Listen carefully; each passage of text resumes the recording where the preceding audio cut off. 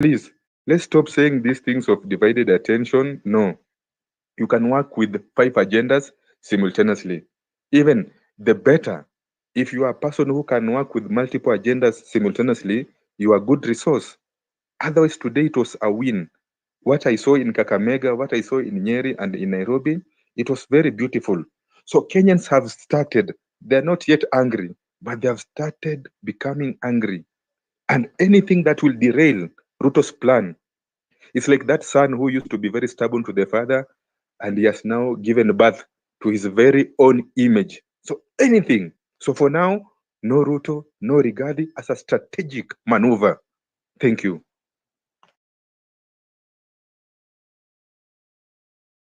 Thank you for that, Ismail. I see Irving Miseda. I mean, I'm going to do. Irving, talk to me.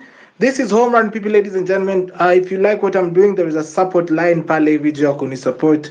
Of course, to keep the lights going. Hapa hivi kwenye studio yangu ya jikoni. Nilemba kaka studio kangu ka jikoni. Irving, talk to me. Okay. First of, you can hear me, yeah? You can hear me. Yes, I can.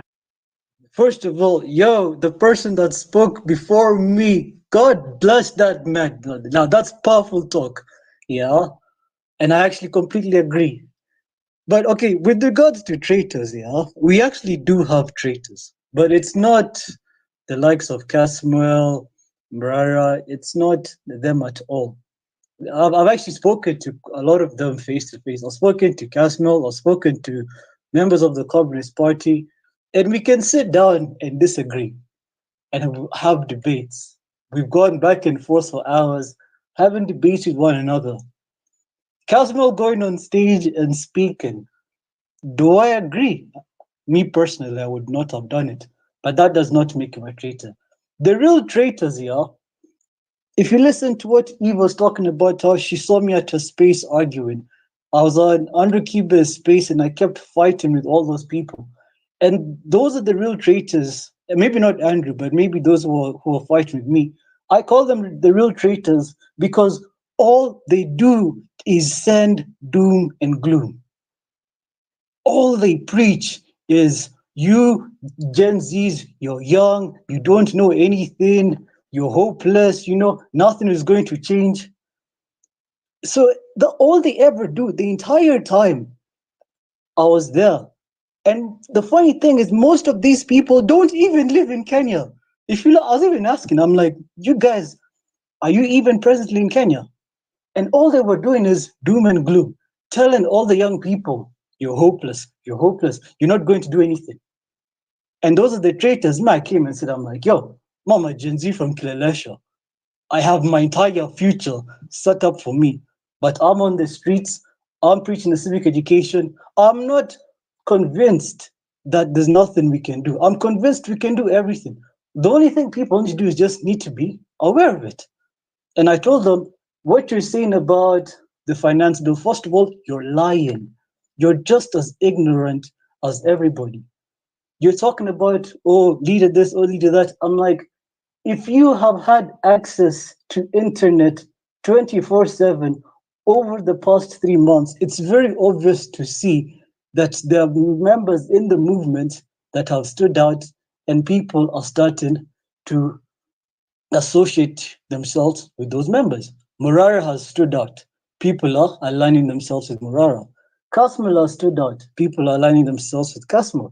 Omtata has stood out, who is my favorite senator. People are aligning themselves with Omtata. So this conversation you're still having about a leader, we're just talking in circles, and all you're doing is demoralizing all these other young Kenyans. And you're only doing that because you're telling them they should listen to you because you're older than them, as if you've somehow lived life. That person, I know I'm probably more educated than you, and I will talk back to you and tell you, no, this is what we're doing. If you do not like it, get the fuck out of my way. And so for like people like you, Peter, that have big platforms, you have to start dominating these spaces, because your competition are these guys that, yes, they're Kenyan, but they're not from Kenya, and all they're doing is selling hopelessness. You are selling hope, just like everybody else. You're telling us, yes, we can do it. These other guys, all they do is doom and gloom. George Watson is busy trying to tell you that there's nothing you can do. I'm like, dude, shut up. You're probably not even actually living the lifestyle you say you are. You've not. His co-host, when I was arguing with the co-host hadn't even read the Constitution. The co-host didn't even know what misinformation is. So they're doing exactly what the politicians are doing, is they're banking on the lack of education Kenyans have. And that's why the civic education is important, because that's the game politicians have played, and that's the game these guys are playing when they're selling doom and gloom. I'm just not playing that game because I know my constitution. I know what I'm entitled to. Thank you. Asante sana. I see Western Shilaho is here, but before I go to Western, Jasiri, ulikuwa na kitu ya kutuambia?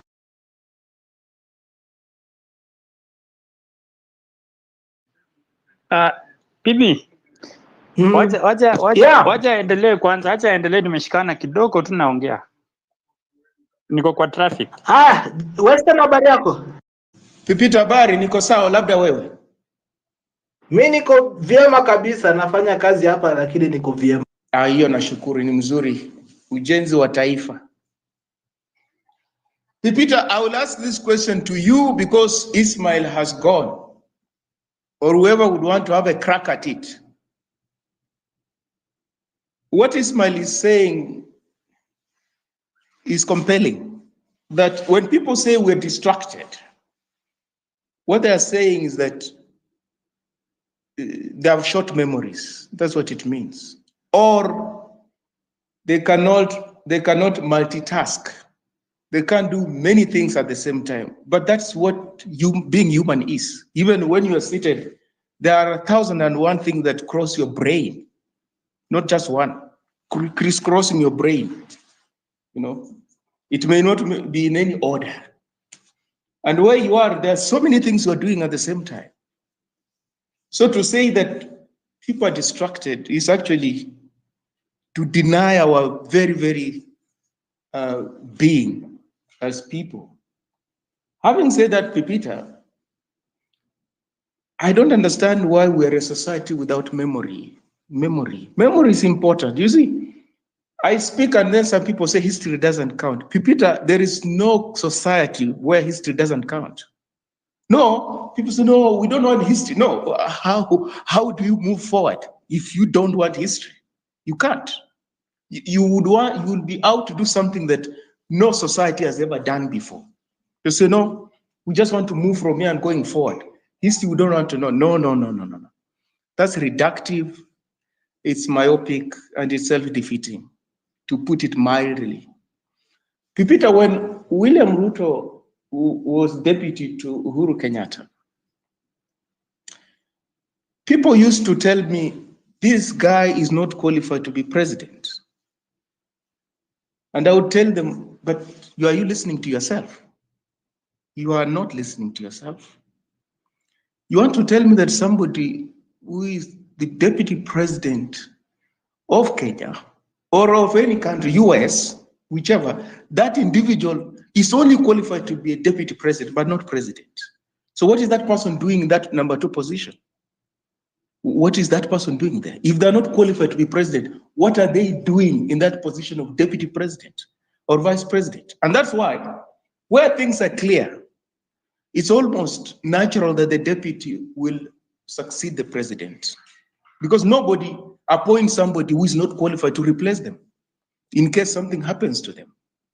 Nobody, unless you're too selfish, you're too self-centered. You cannot afford to appoint your deputy who will not assume that job you're doing any day, anytime, if something was to happen to you. But in Kenya, Pipita, we can have deputy presidents who are not qualified to be president. That's weird. That's a Kenyan peculiar way of doing things. So when people will tell me, no, William Ruto is not qualified to be, I'll tell them, no, you're deluded. He is qualified to be president by the mere fact that he is now a sitting deputy president. Well, they say, no, it can't happen. He's too corrupt and stuff like that. Well, as we speak, he's the president of the Republic of Kenya. Now, I hear people say, and I will stand my ground, because if I'm convinced, I know with the passage of time, I'll be proven right. Now, look, we're exactly where we were, that conversation about whether William Ruto was qualified or not. We're exactly where we are now. So people were saying that Rigathi shouldn't be impeached.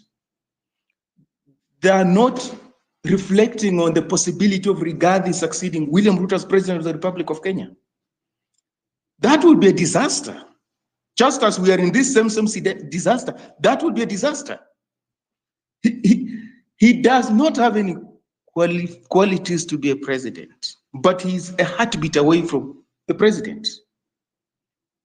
Now, it means we have not learned anything from history. We haven't. So, to move somebody who is not qualified to be president away from the presidency and split open that position is actually in the best interest of the country. We may not know who is going to deputize Ruto or whatever, whether that person will be as awful as Ruto or whatever. We may not know. But what we know is that the person who is currently deputizing William Ruto does not have the qualifications to be president. Why do we tolerate that person there? And then later on we say, oh, what is happening? The same cries we're making now. Now. We're going to make them tomorrow. Yes. Because if Ruto, something was to happen to him tomorrow or now, who is going to be sworn in as the president of the Republic of Kenya? Who? Why do you entertain the notion of that person being very close to the apex power in the country? Oh, the both of them must go. I mean, you are saving the country by removing one of them. You are actually saving the country by removing one of them, pushing them as far away from this apex office as possible. You are actually saving the country. But because memory doesn't count in our society, history doesn't count, we keep making the same blunders year in, year out, election after every election. And it's very problematic. It is. It's very problem. So if Uhuru Kenyatta had impeached William Ruto, we would not be having William Ruto today. We don't know who we would be having as president, but clearly we would be having problems, but they would most likely not be on this magnitude, on this scale. Yeah, we'll be having problems because there's no magic kind of performer or messiah who would have helped us to overcome these challenges because they are long-standing.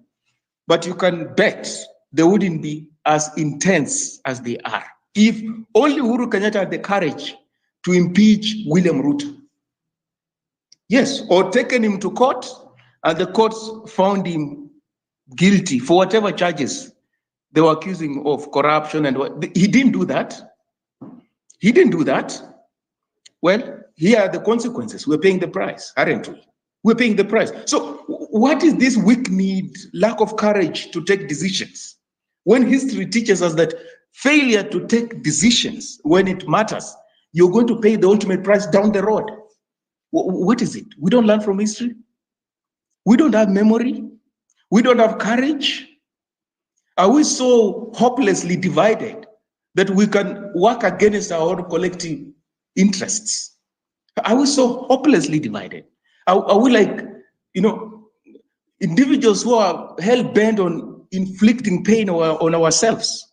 And then we start finding out what happened. Just from a logical perspective, I want to be explained to the logic behind entertaining somebody who is supremely unqualified to hold the office of the president, holding number 2 position, when we are, as we speak, paying the ultimate price for not taking action when it mattered most, for a sitting president not taking action when it mattered most. I don't get it, Pipita. I don't get it. We don't learn from history. We don't learn from history. We don't have memory. And that is going to work against us into the future. You don't have to be a prophet. If Rigathi was to become president of Kenya, that's a disaster. You don't have to be a prophet. That would be a disaster. It will be. And then we come on the space, we start also, raising issues or what's happening here? Okay, who are we going to blame? Who are we going to blame? It is weakening the weak Ruto administration. It's weakening that administration. If they cannibalize themselves, if they break up into factions, they're weakening themselves. Instead of us taking advantage of that, we're helping them to consolidate, to come together and continue working together until 2027. And then we think that by 2027, we'll have some formula, to push them out of power.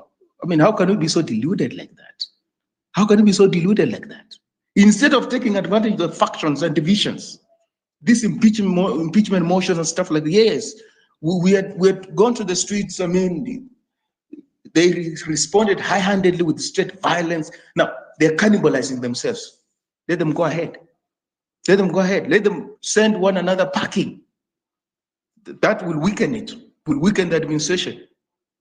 And that paves the way for us eventually getting rid of that administration and possibly with the entire institutions. Peter, I don't know, you can respond to me or somebody else. I don't get the logic. I just don't get the logic from where I'm sitting. I don't get it. This is pretty much where we were between Uhuru Kenyatta and William Ruto. This is where we are. Two people not qualified to hold the office of the president. They have held it. We're paying the price. Now we have also two people not qualified to be president, but we're saying we want to defend the one who's there, number two. They should not get rid of him. Not get rid of, so that we also pay the ultimate price tomorrow. Come on. Masochism. I don't know, psychologists call something like that. You're a masochist, somebody who inflicts pain on themselves, and they derive pleasure out of that, out of, inflicting suffering and pain on yourself. There's some perverse pleasure out of that. I think psychologists call them that. Are we that society? Peter, I yield. You can respond to me or something. I don't know.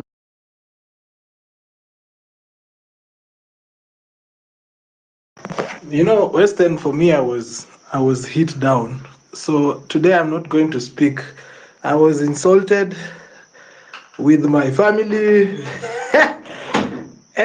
And my mistake was just pointing out that we talk a lot from home. That's all.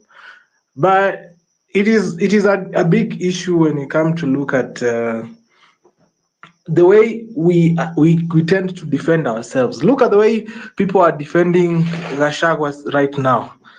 This was the chance, as you say. Ruto was unfit as a president from the start. He was not fit to be the president of Kenya. You get, but here is where we are. Ivan. His question is very, very good, but I don't want it to look like I'm dominating. So maybe Go ahead. two people. Just answer it. Okay, yeah, I hear what my man said, and it's actually a very, very valid argument. I just disagree, and this is why. Because of the hypocrisy. A corrupt president cannot claim moral high ground to impeach another corrupt official, to impeach his vice president. That's hypocritical. The other issues like the self-interest. The president's motives for impeaching Gachagua are not based on ethics of what is right and what is wrong. It's for pure self-interest. He's aiming to eliminate his rival rather than actually to pursue justice. So this is a power grab. Then the third one is the lack of credibility. The president's credibility vanishes if he is also corrupt. No one is taking the impeachment seriously because it looks like a desperate move of politics. That's just the fact of the matter. Also, the other issues are the erosion of trust. Allowing a corrupt official to punish another official erodes public trust in government and institutions. It reduces the impeachment process to a weapon of convenience. If we're having an impeachment process, can we do it with regards to true belief in our constitution and what it means to uphold the law? And if we're to do that, then both of them must go. The other one, I don't know if I have more time, is it undermines the rule of law. The ideal of justice right now has been completely lost, because Gachagua has been impeached, but the other day when I was walking in Kileleshwa, when I was going for my jog, Do you know who I saw? I saw John Waluke, the member of parliament who was sentenced to God knows how many years in prison. I saw him going on a jog just like me. So this thing cannot be, if I am a pig and I see a group of hyenas that have been eating my fellow pigs, I should now feel better because the group of hyenas kicked out one hyena. That should not make sense because there are still hyenas and the group of hyenas still exists. They've just isolated one hyena. Boo-hoo for him. And also the cycle of corruption, y'all. It sets a very, very dangerous precedent. When I was speaking to my friends in America, y'all, on Discord, I told them that the only reason why I can support Donald Trump getting presidential immunity is because your democracy was being relegated to a game of tit for tat. And that is very, very dangerous. Me personally, I cannot support a law or a practice that can be weaponized against me in the future. You know? Oh, I believe in, let's say, yeah, let's impeach Gachagua right now because the numbers are against him. I'm like, one day the numbers can be against you. You know, look at all these dictators that have lost power. Did they ever think they were going to lose power? No. So we need to fight for processes and systems that are very, very ideal, that play to what is good for society and what is morally upright. Let's not relegate ourselves to tit for tat, because that can easily be used against us. Now we are Gen Zs in our 20s, but we might end up being in our 60s. What about while we are in our 60s, those in their 20s are now against us, and they have a loophole to weaponize against us because it's the same loophole we used to weaponize against those that were there before us. No, that's not the fight we're having. The Gen Z fight is about accountability, transparency, and justice. And playing the game of hypocrisy for me is not justice. Thank you.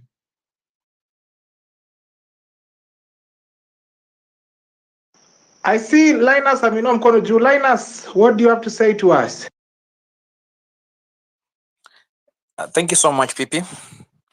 Hope you're well. Let me first appreciate you for having this space. Let me also have my bite. I think on my end, today has been a success. If the political class thought that today they'll have a field day, then they've been left with a rotten egg on their faces. Because if you check the grounds they laid, I'm not saying Gachagua is good, but I also want to just take a bite on Western's question. To me, there's no difference. Even if they switch positions today, even if Gachagua were to be the president today, there's no difference. It's just the same. And that's why the call out is both must go. Let both go. Because if you say that Gachagua is unfit, or you say that if you argue that Gachagua is worse off than Ruto, then he's unfit in whose eyes? He is worse off in whose eyes? Because when we went for the elections, they presented themselves as a pair, and Ruto believed he picked the best to give him the votes and the best to help him serve. So if they have their skunk, let them roll on with their skunk till they finish. But if they're packing, then let both of them pack. One thing that I must point out is that there was a speaker who said earlier that we are losing track, that we are losing focus, that we are not gaining ground. I don't think if that is right. Because if you look at the activities of today, you will notice that I think from this moment henceforth, the members of parliament or the National Assembly for that matter, before they bring any article or any motion or any bill for public participation, they will think twice. Reason being, they expected today to be a field day. They expected today that they present the papers that people will sign and move on, and they have it their way.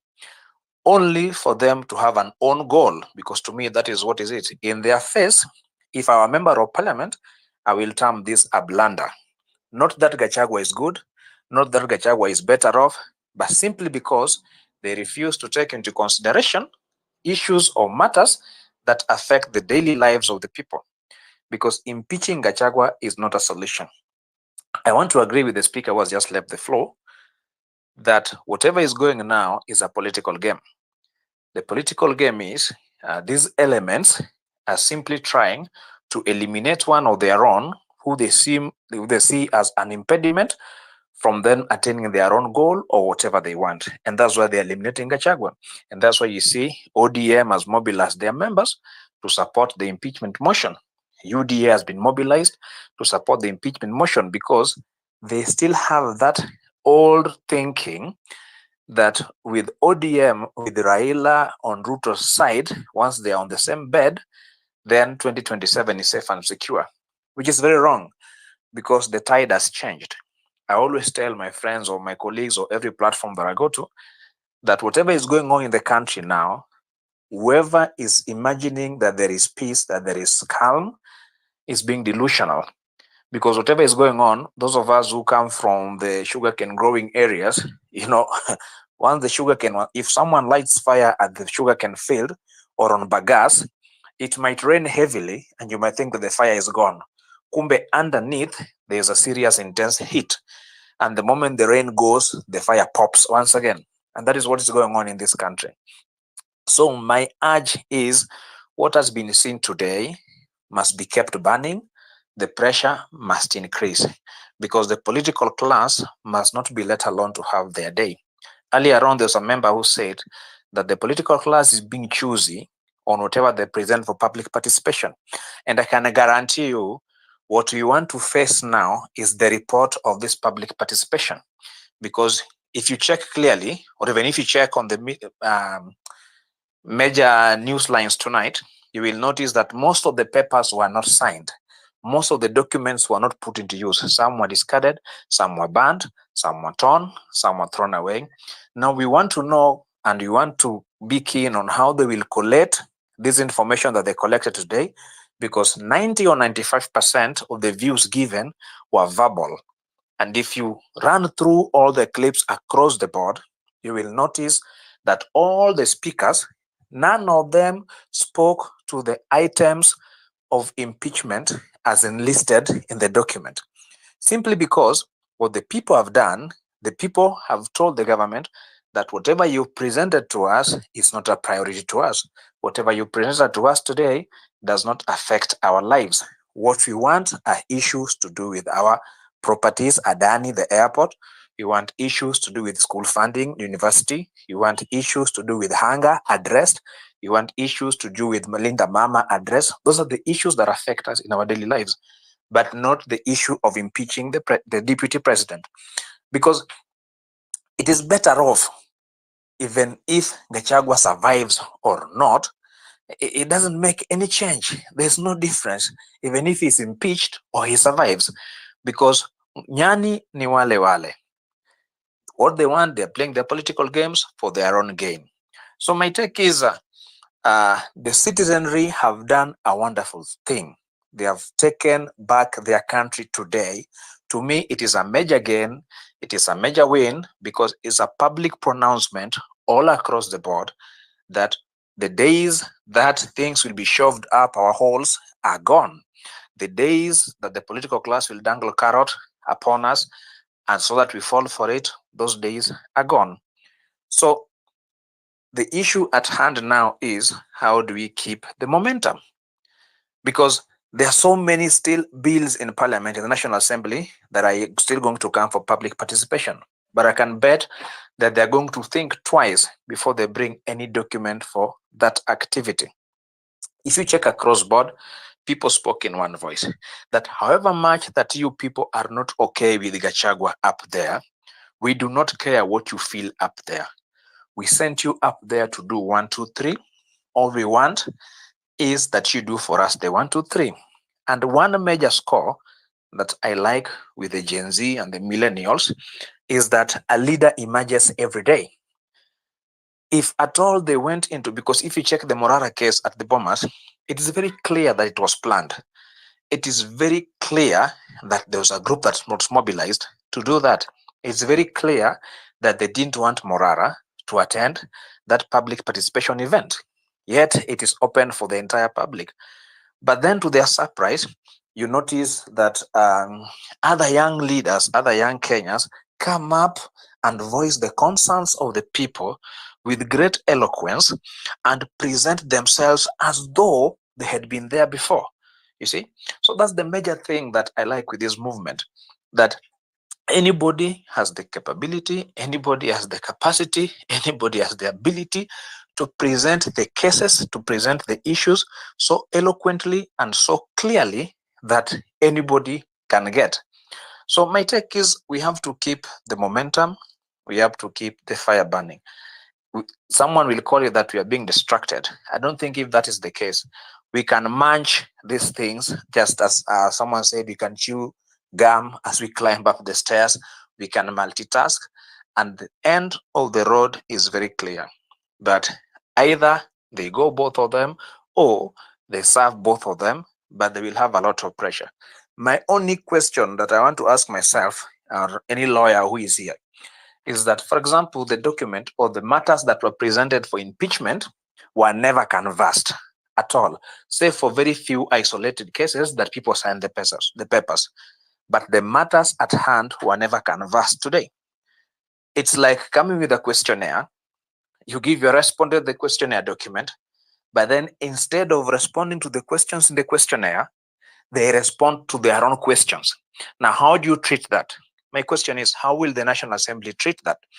How will our courts treat that? Because the public participation, the essence of public participation is to get the views of the citizens that can aid in decision making. But here's a case where they presented their case, but then the citizens came up with another issue that was completely out of the subject matter and was not, whatever they presented was not deliberated on. So I don't know how the lawyers or the courts or how the National Assembly will handle this, because I don't consider this a public participation on the agenda item that they presented, but it was more of an outrage of the citizenry against the dictates of the system and the abuses of the system. So I think that is my bite. Thank you so much.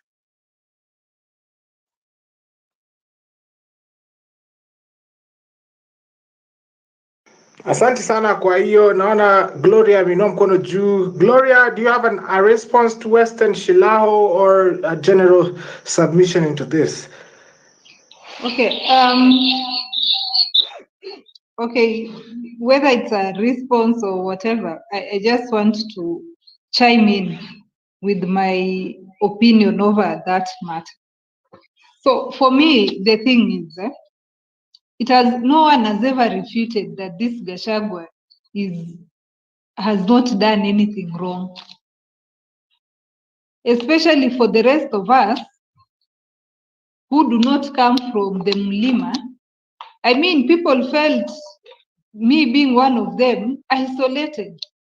Because what I know in a democracy, people disagree, you go to the ballot, whoever prevails then becomes the leader of everyone, those who voted for them and those who did not vote for them. That is what a democracy is, where majority will have with the rule and the minority will have their say.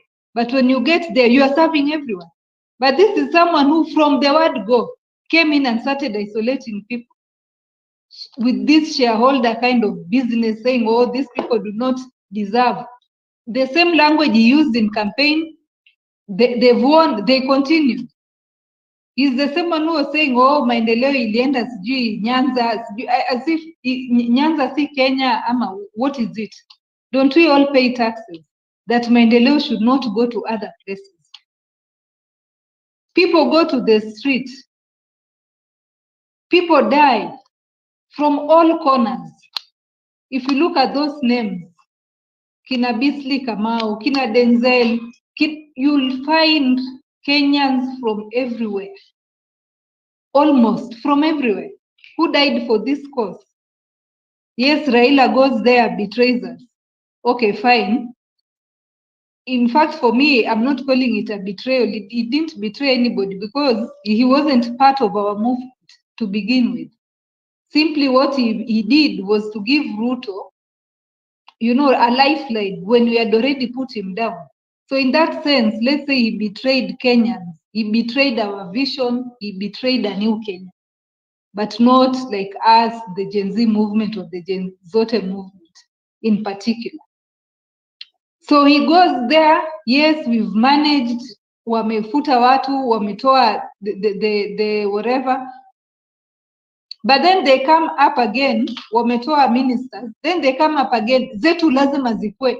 You know, for me, that language of every other time, call me a tribalist if someone wants to call me that, but I'm not going to be apologetic about it. That every other time we have to talk about Mulima interest, Mulima. It is everyone, the media, like the rest of us, we are not Kenyan. The courier is not Kenyan. When will you ever talk about the Turkana interest? When will you ever talk about the coastal region? Like, anything happens in this country, it's always, oh, what will Mulima feel? Zetu lazima tupewe hizo saba positions venye zilikuwa. Oh, Mulima this, Mulima that. I mean, for me, I'm so fucking tired of that kind of narrative, because we are all paying taxes. We are all paying taxes. We are all in this country called Kenya. Kwani watu wengine, they are lesser beings. And therefore, it's that same narrative that again is following this thing that Gachagua cannot be impeached. That's what the truth is. We might hide under other things, but that is what the truth is. That Gachagua cannot be impeached because of, no, people. If we are saying we want a new Kenya, then there should be no sacrificial lamb. There should be no sacred cows. That huyu hatuwezi mgusa, yule hatuwezi gusa. No. When we are saying all of them are going down, when you get an opportunity to get one, hit that one very fast. It's the same thing with the war. Unangojanga ati the enemy wakusanyike, wakue wengi ndo anze kushoot. See, they might just overpower you and turn the tide around. Si mmoja mwenye umeona, if anything, people play rule and divide in war. Uwa confused, wasambaratike, and then you do what? Then you go for the kill. So here we have a chance to go for the kill with Gachagua. That is one person less. It doesn't mean we've forgotten about Ruto if Gachagua goes home. It doesn't mean we've forgotten about Raila if Gachagua goes home. It doesn't mean we've forgotten about all these MPs who are sucking our blood. If Gachagua goes home, it just gives us the courage as Kenyans kusema, hey, tumeweza kuimpeach mtu. Haya, Ruto sasa ingie, tuanze our own public participation. We want this Ruto gone. We want this Raila gone. It's to give us courage as Kenyans tuone inawezekana. Because we always think mtu lazima malize aende. But this is an opportunity to change the narrative. Why aren't we taking it? Tunatakaje? Why aren't we taking it? Hyenas are fighting each other. Why are we taking sides in the war of hyenas? Sincerely, why would we want to take sides in such a war? Why? Kuna wachawi kwa boma yenu, kwa familia. Wachawi kawaida wanatembeanga pamoja. Wakienda kuroga wanaenda kuroga pamoja. Nyinyi wengine wenye mnarogwa hamjui. I've seen it. Kwa boma nyingine yenye father-in-law na one of the wives hapo wa son ni wachawi. Wanatoka differently. Moja anatoka msichana anasema niko na matanga kwetu nimeenda. 2 days later mbaba pia anapata safari. But huko mbele wanaenda wanakutana wanafanyia watu mabaya. Ile siku walikosana, si walisemana wenyewe kwa wenyewe. Sasa wachawi wamekosana, wanatoboana siri, wanapigana, wanauana. Wewe shida yako ni nini hapo ndani?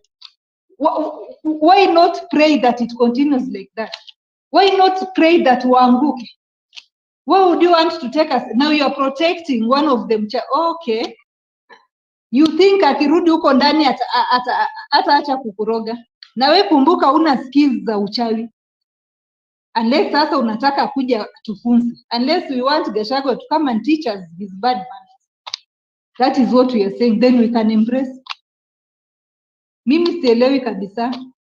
But I think I've had enough. Some of these things inafanya mtu unakaa kwa kona unaangalia unasema kama ni hivi. Let me fold my hands. There's no new Kenya we are going to have. Kama ni hivi. Unajiuliza, will we ever get there? Hii safari. We have so many sacred cows, we have so many, and then we are so scared of difference. Jamani, democracy is about difference. Why are we scared of conflict? Why? And because we are so scared of conflicts, that is why Raila always shakes hand. Na tunakaa tunanyamaza, maisha inaendelea because we are so scared of conflict. Watu wamepigana sana. Nimeamua kusalimia sijui handshake. Those things come because we are so afraid of conflicts, to face differences. We are so afraid of them. Why? We can only grow through those differences. Politics is about competition. So now we are talking about goons. We are talking about what we are saying at your, let us not engage in politics. Tushajimwaya huko ndani. Remember, at first we started partyless. Now we are even with the parties. Tushajiingiza kwa hiyo ulingo. Itabidi tucheze huo mchezo. Itabidi, we already in that political waters. Already we are there. So we'll have to play the game. We'll have to see what can work to our advantage. Say our political opponent is making this mistake. How will that work to my advantage? We'll have to see it through those lenses because we've already gotten into the political waters. We've moved from the revolution, we've gone to, we want to remove these people via the ballot. Isn't it better wanze kuangusha moja na moja by the time unafika 2027 wameanguka to make your work easy? Isn't it better? We'll have to learn the political scape. Itabidi we go the long end.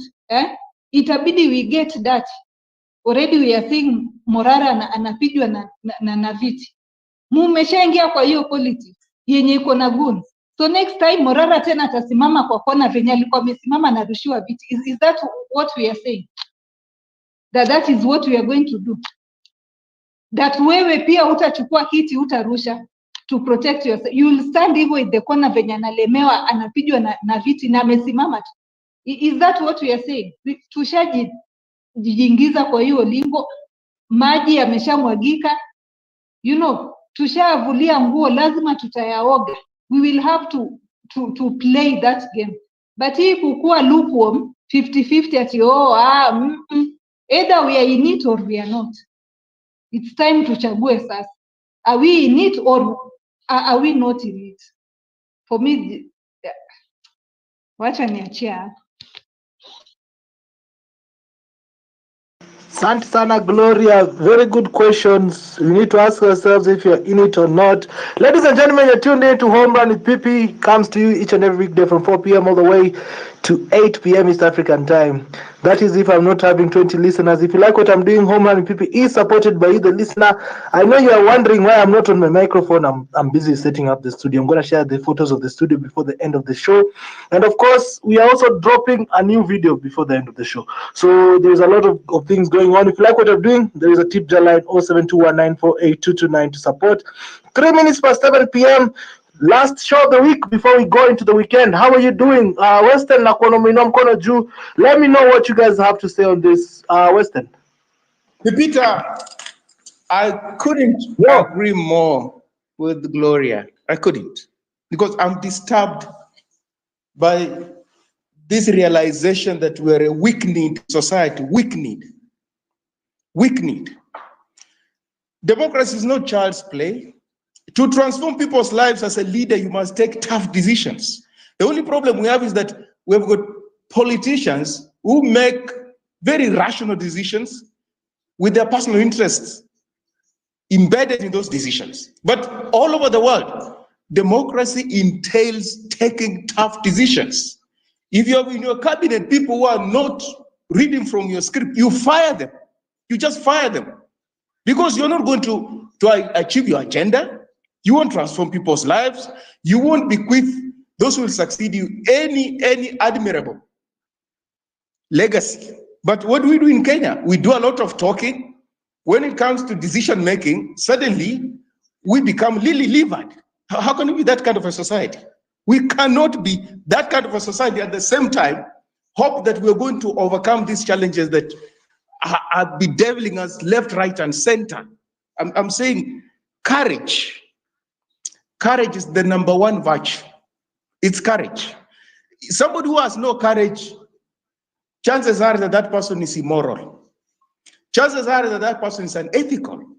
Because Peter, look, if you want to see that courage is the number one virtue, you stand for something even when you don't stand to benefit anything. You stand for something even when your life will be on the line. You'll stand for it. That's courage. You defend someone when you know that person cannot give you anything. But contrast that with somebody who has no courage. They will side with power. Because when you side with power, you avoid retribution. They can't abduct you, they can't jail you, they can't take you to court. When you side with the power, they can buy you, they can give you money, deposit money in your account. They can give you a job. So you are immoral. But when you stand for justice, for truth, for the rule of law, you're not getting anything. And that's why courage is the number one virtue. The other virtues emanate from courage. So you even see your friends, those who are not courageous. You have got 1,000 and one stories to say about them. How they have done things that you don't know, how they have betrayed you. Those people have no courage. They have no courage. So they are immoral in that sense. So if we have to come up with a society that's anchored on values, on ethics, on morality, we must foreground courage, especially where conviction is being designed. That here we are supposed to be decisive and do the right thing. And what's the right thing? This person must be fired. What's the right thing? This policy will be implemented because it's in the best interest of the people of Kenya. It doesn't matter what business is saying. It doesn't matter what the Americans are saying. It doesn't matter what the IMF, that's courage to stand up to those institutions. So we condemn these institutions, but I'm afraid if we were to meet this institution, we'll take the instructions. We will take the instructions. Where you tell them, look, I'm not going to take your prescription because it's going to impoverish my people. It's going to pauperize my people. These policies, you can go to hell with them. That's courage. So I'm saying we're a consensus society. As Gloria said, consensus. We like consensus. Can the president and the deputy speak? Can they speak? No, that the country is sliding into anarchy. There's nothing about like that. In fact, how do you test democracy? You test democracy by letting things boil to fever pitch. When it stands, then it has passed the litmus test. It has. So this business that politicians are ejecting one another, plot all over the world, politicians plot against one another. The Democrats are using lawfare. They've been using lawfare to try and block Donald Trump from the ballot come November, haven't they? How many lawsuits have been filed against him, even as we speak now? What is that intended to achieve? To see whether they can lock him out of the ballot come November.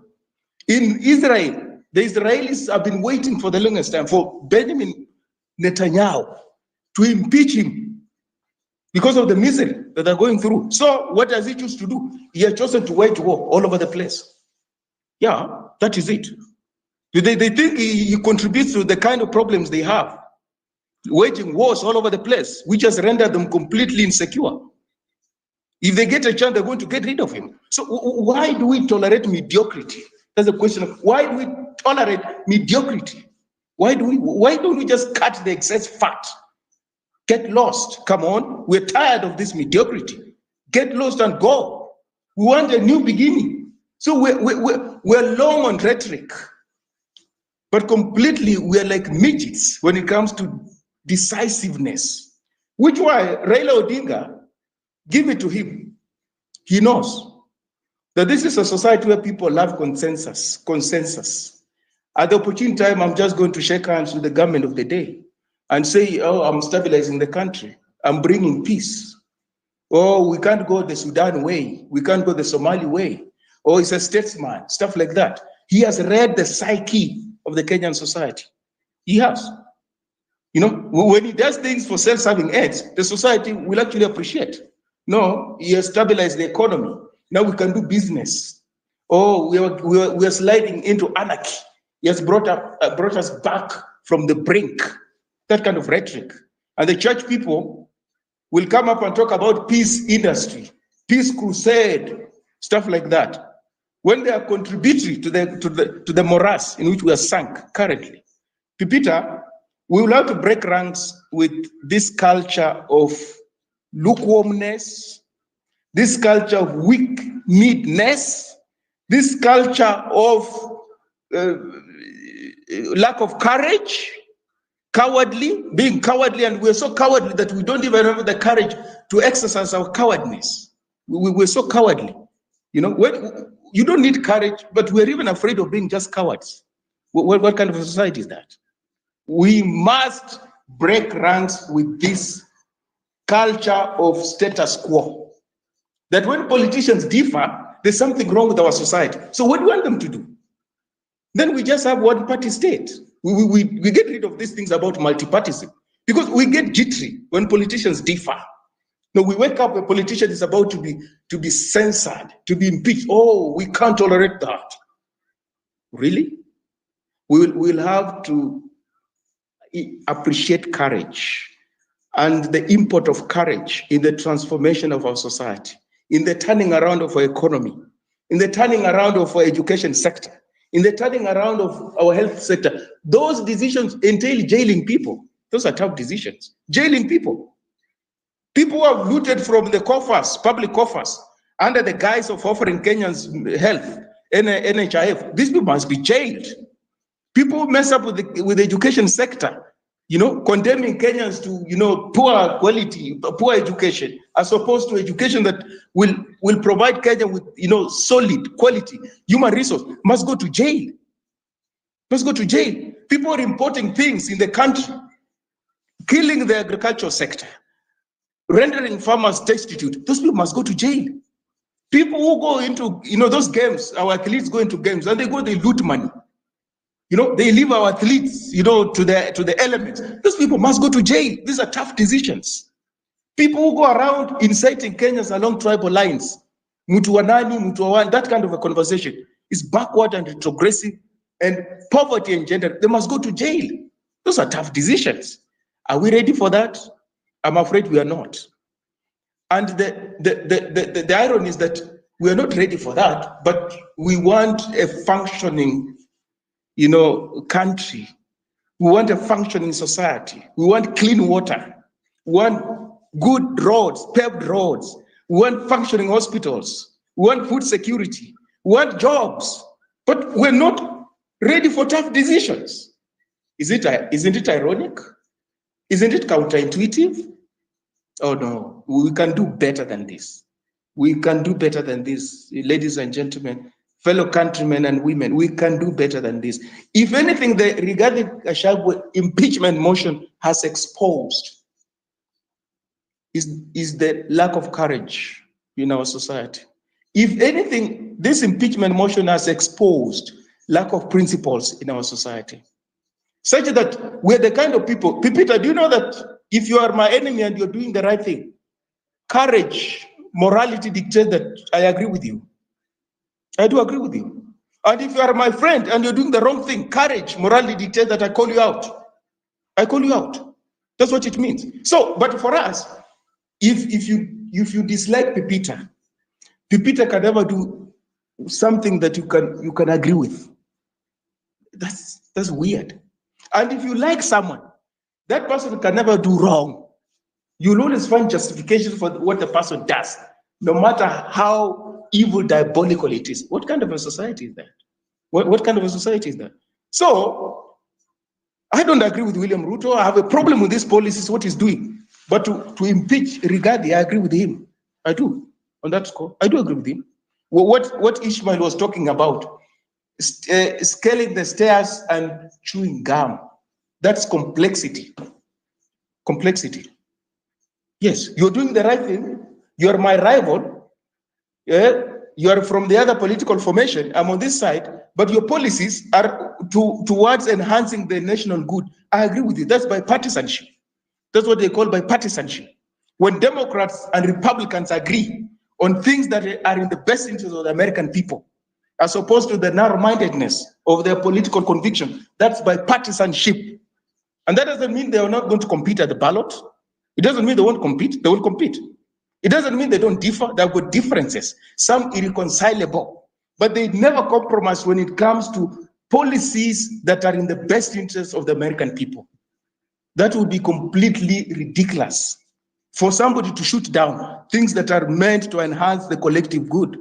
But what we do in Kenya, you shoot down anything and everything because the person who is advancing it is your political rival or is your enemy.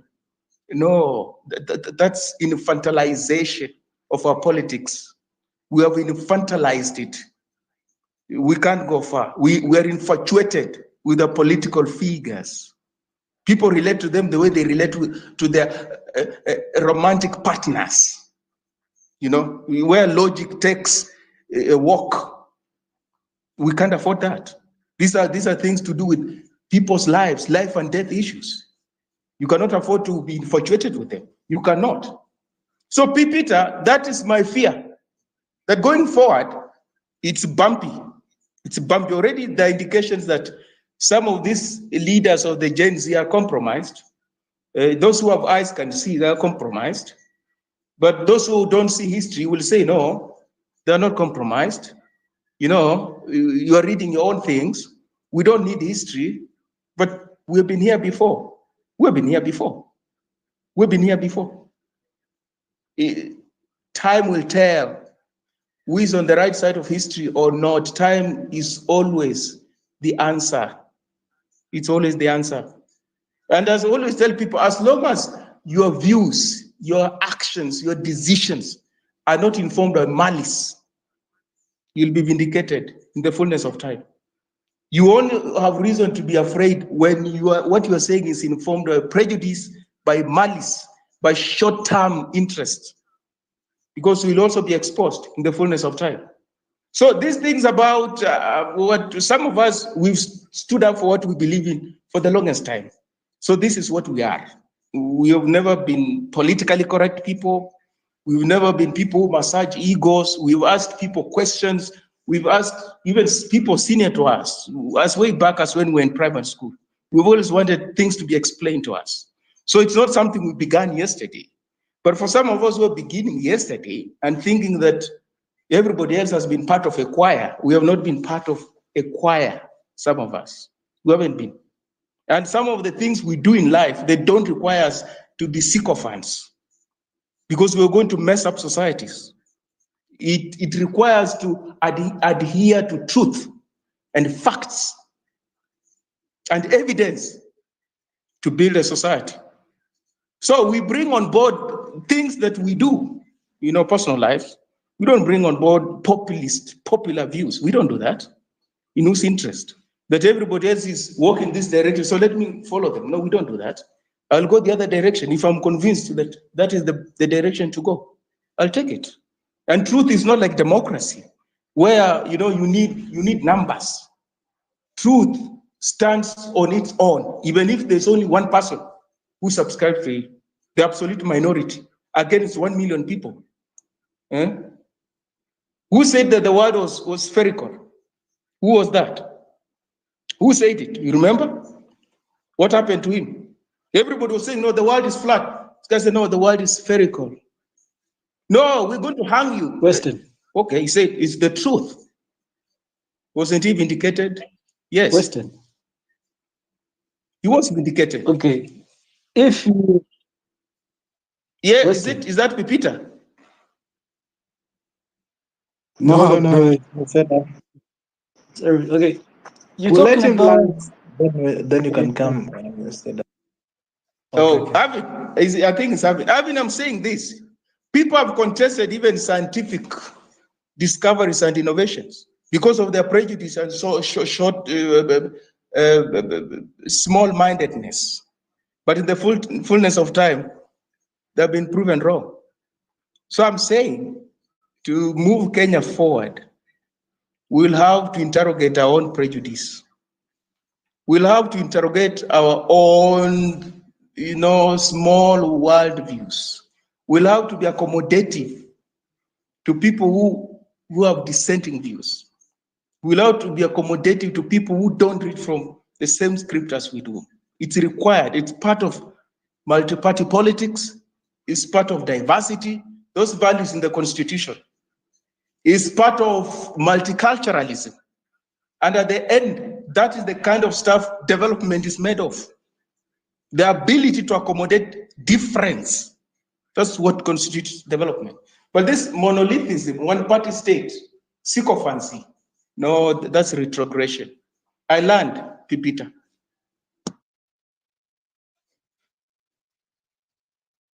Hello?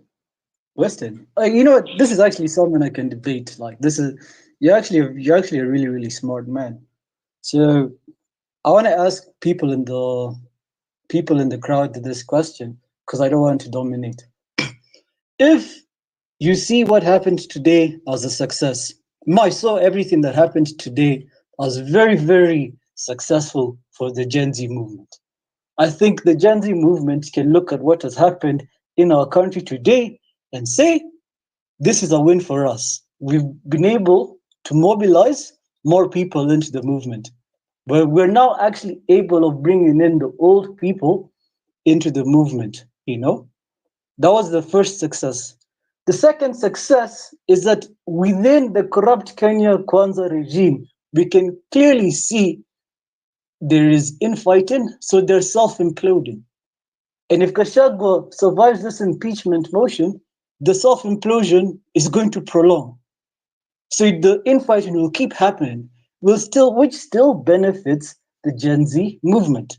So my question is, if you view what happened today as a victory for the Gen Z movement, do you think we should congratulate Gachagua for playing tribal politics? Because this could not have happened if we didn't play that tribal politics of Murima. There was no way Kenya Kwanza would have been able to splinter the way it did. So are we going to give Gachagua thank you for playing tribal politics because it works to the benefit of the Gen Z movement? Thank you.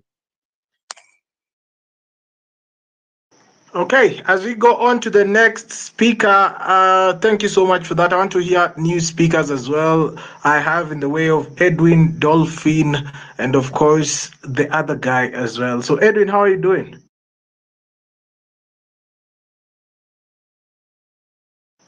Edwin, habari yako makotsi mwenyewe? I don't know if Makoti can hear me, but I just want to point it out there, ladies and gentlemen, that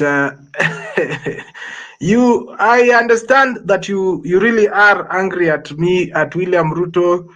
Yeah, I've really gotten backlash. Dolphin, habari. Edwin, kwani unisikii? Lost Edwin. Dolphin, habari yako? Dolphin, are you there? Okay, let's go to Mbugwa. Mbugwa, habari yako? Allah. Misada, you can get me though. I hope so. Yeah, I can hear you. I just hope someone answers the question. All right. Yeah. Mbugwa unanipata? I don't think Mbugwa can get me. All right. Request the microphone again. The other guy, how are you doing? Can you hear me? Yes, I can hear you. Okay. I thought I'm getting some problem from, I don't know if it's my side or your side, but you're a little bit katika. Okay, sijapata kutoka kwa my side, but yes. Mbugwa hadi amedrop already. Oh, ni Hardman anaongea? Yeah. Okay, Am I talk to fluent? her. Is Yes, it you are. fluent? Yes, you are. Okay. Is this hii mambo ya Gachagua? I think all of them should go home. They are not helping us in any way. There is no need to keep them. And I think people who have a lot of problem are the Kalenjins. They usually say when a rat is bad, you should keep it. Even if it's bad, you should keep the rat. But now the rat which we are keeping it has started eating us. Should we keep the rat again or we chase the rat away?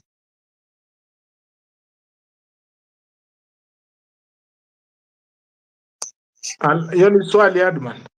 Hiyo ni swali. The rat should be chased because if you have started eating us, and you are taking care, even if we say, even if a person is bad and is from ours, you should keep the person. We should protect. But where it has reached right now, I think there's no need of keeping anybody anymore, because we are keeping people who are stealing from us, people who are making our society bad. Maisha sahi imekuwa ngumu. People from Nandi, first of all, I really pity those people, because if you see their roads, you'll really, I don't know even. I'll try to share a photo, then you see how real Nandi is, the home ground. Now, if a person cannot even help his own home ground, what about the rest of the country? How will it be? If you cannot help your own home, how will you help other other counties? Because you usually say charity begins at home, and that's, we don't have. Ruto has done nothing to his home ground. I think you see the picture I've posted there. You look at it, and that's the situation on the ground. You see, when that's a milkman taking the milk to the service, and a tea rolly, yeah, tea collecting rolly. Now, if this guy cannot even develop his own home, how will he help the Kenyans? He wants to just impeach Gachagua for his own benefits. I think this guy should go home. Let them go, all of them home. There's nothing they are helping us. I was thinking, I want your help here. Can we form our own, like IBC funded by the people? Can something like that happen? I actually don't know, but someone has reached out with MCOURA, which is a way of us doing our own parallel tallying, and it's also not locked. So yeah, there is that as well. So we can do it. How can we do? But the problem again, we will have to go to the government to approve that organization, like an IBC of our own. Yeah, sure. If we can, I don't know how we can do it, but we need, because these people they're putting us on a corner where we can't do anything. How can you? There's no IBC. There's nothing which can help us, because even to do referendum, it needs IBC. Even to do anything, it needs IBC. To change this government, this regime right now, it needs an IBC. But IBC now, that's been, what do you say? That's been tampered with. There's no IBC, in short. How will we deal with this situation? We need to come up with answers. We come up with, I don't know. We need to force issues here. That's the only thing. We need to force issues, because if we start staying like this, these people will fuck with us. Imagine after we did a very big campaign for what was this? Bill, for the bill which they were supposed to pass so that we can be overtaxed. After that, after we cool down, they start coming up with other things, with Adani and other things. Now you see we have a very big, a recurring problem, and it's only a few people in this government. I was having a very, but let me not get into that, because it will become a security threat to me. Maybe I'll be hunted down.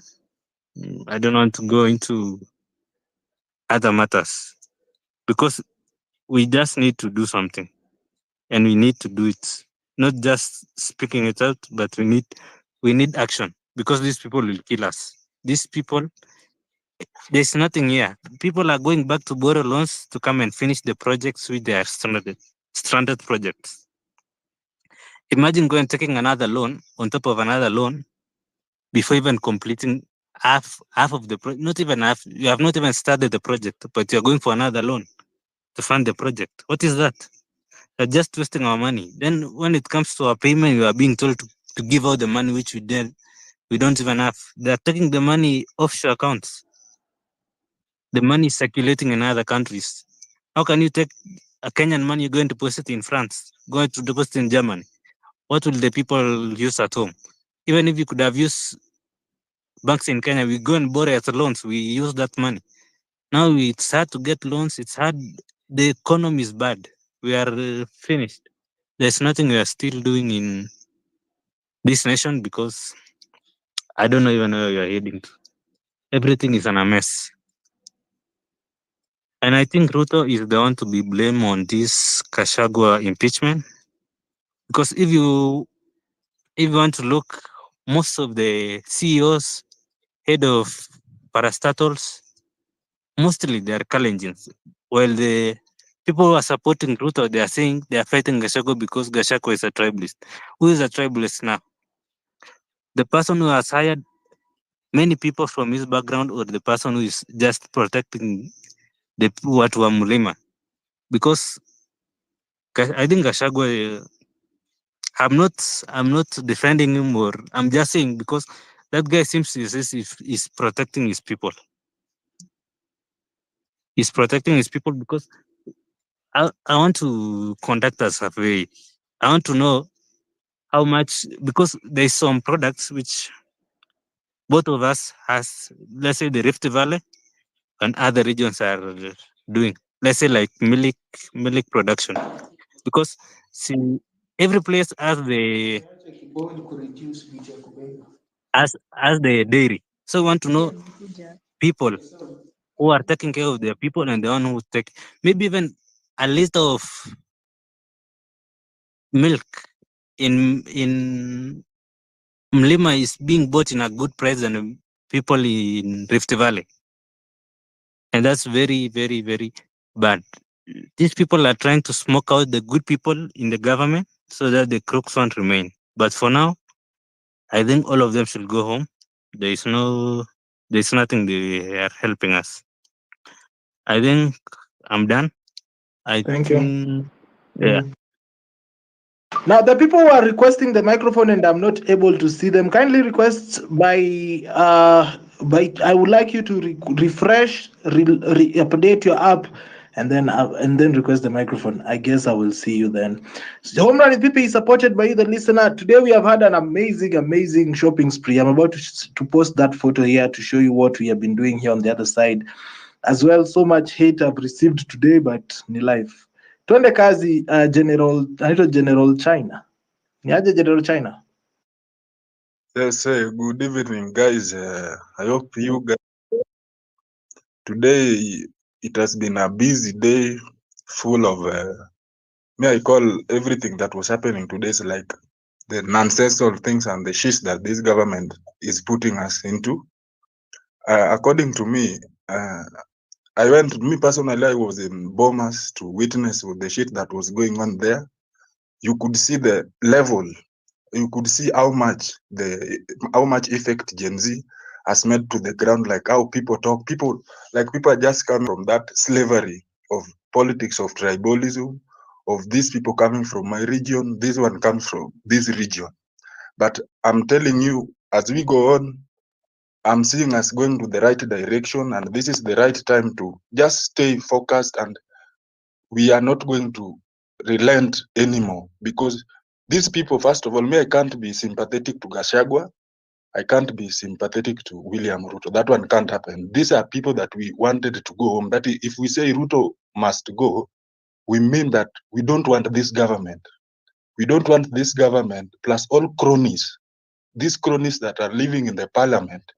Like today, I witnessed all the scandals, the chaos that erupted when citizens are public participation, like here we are participating. I'm not tied to give an opinion that pleases you. We must have to have a divergent opinions on what we think about this nation. So you could see, like, there was a group like me when I came to Bomas, I witnessed several buses. Then I asked myself, I thought today people who are going for the public participation were citizens. You are just using your own money to go and give your opinion about how this country is going.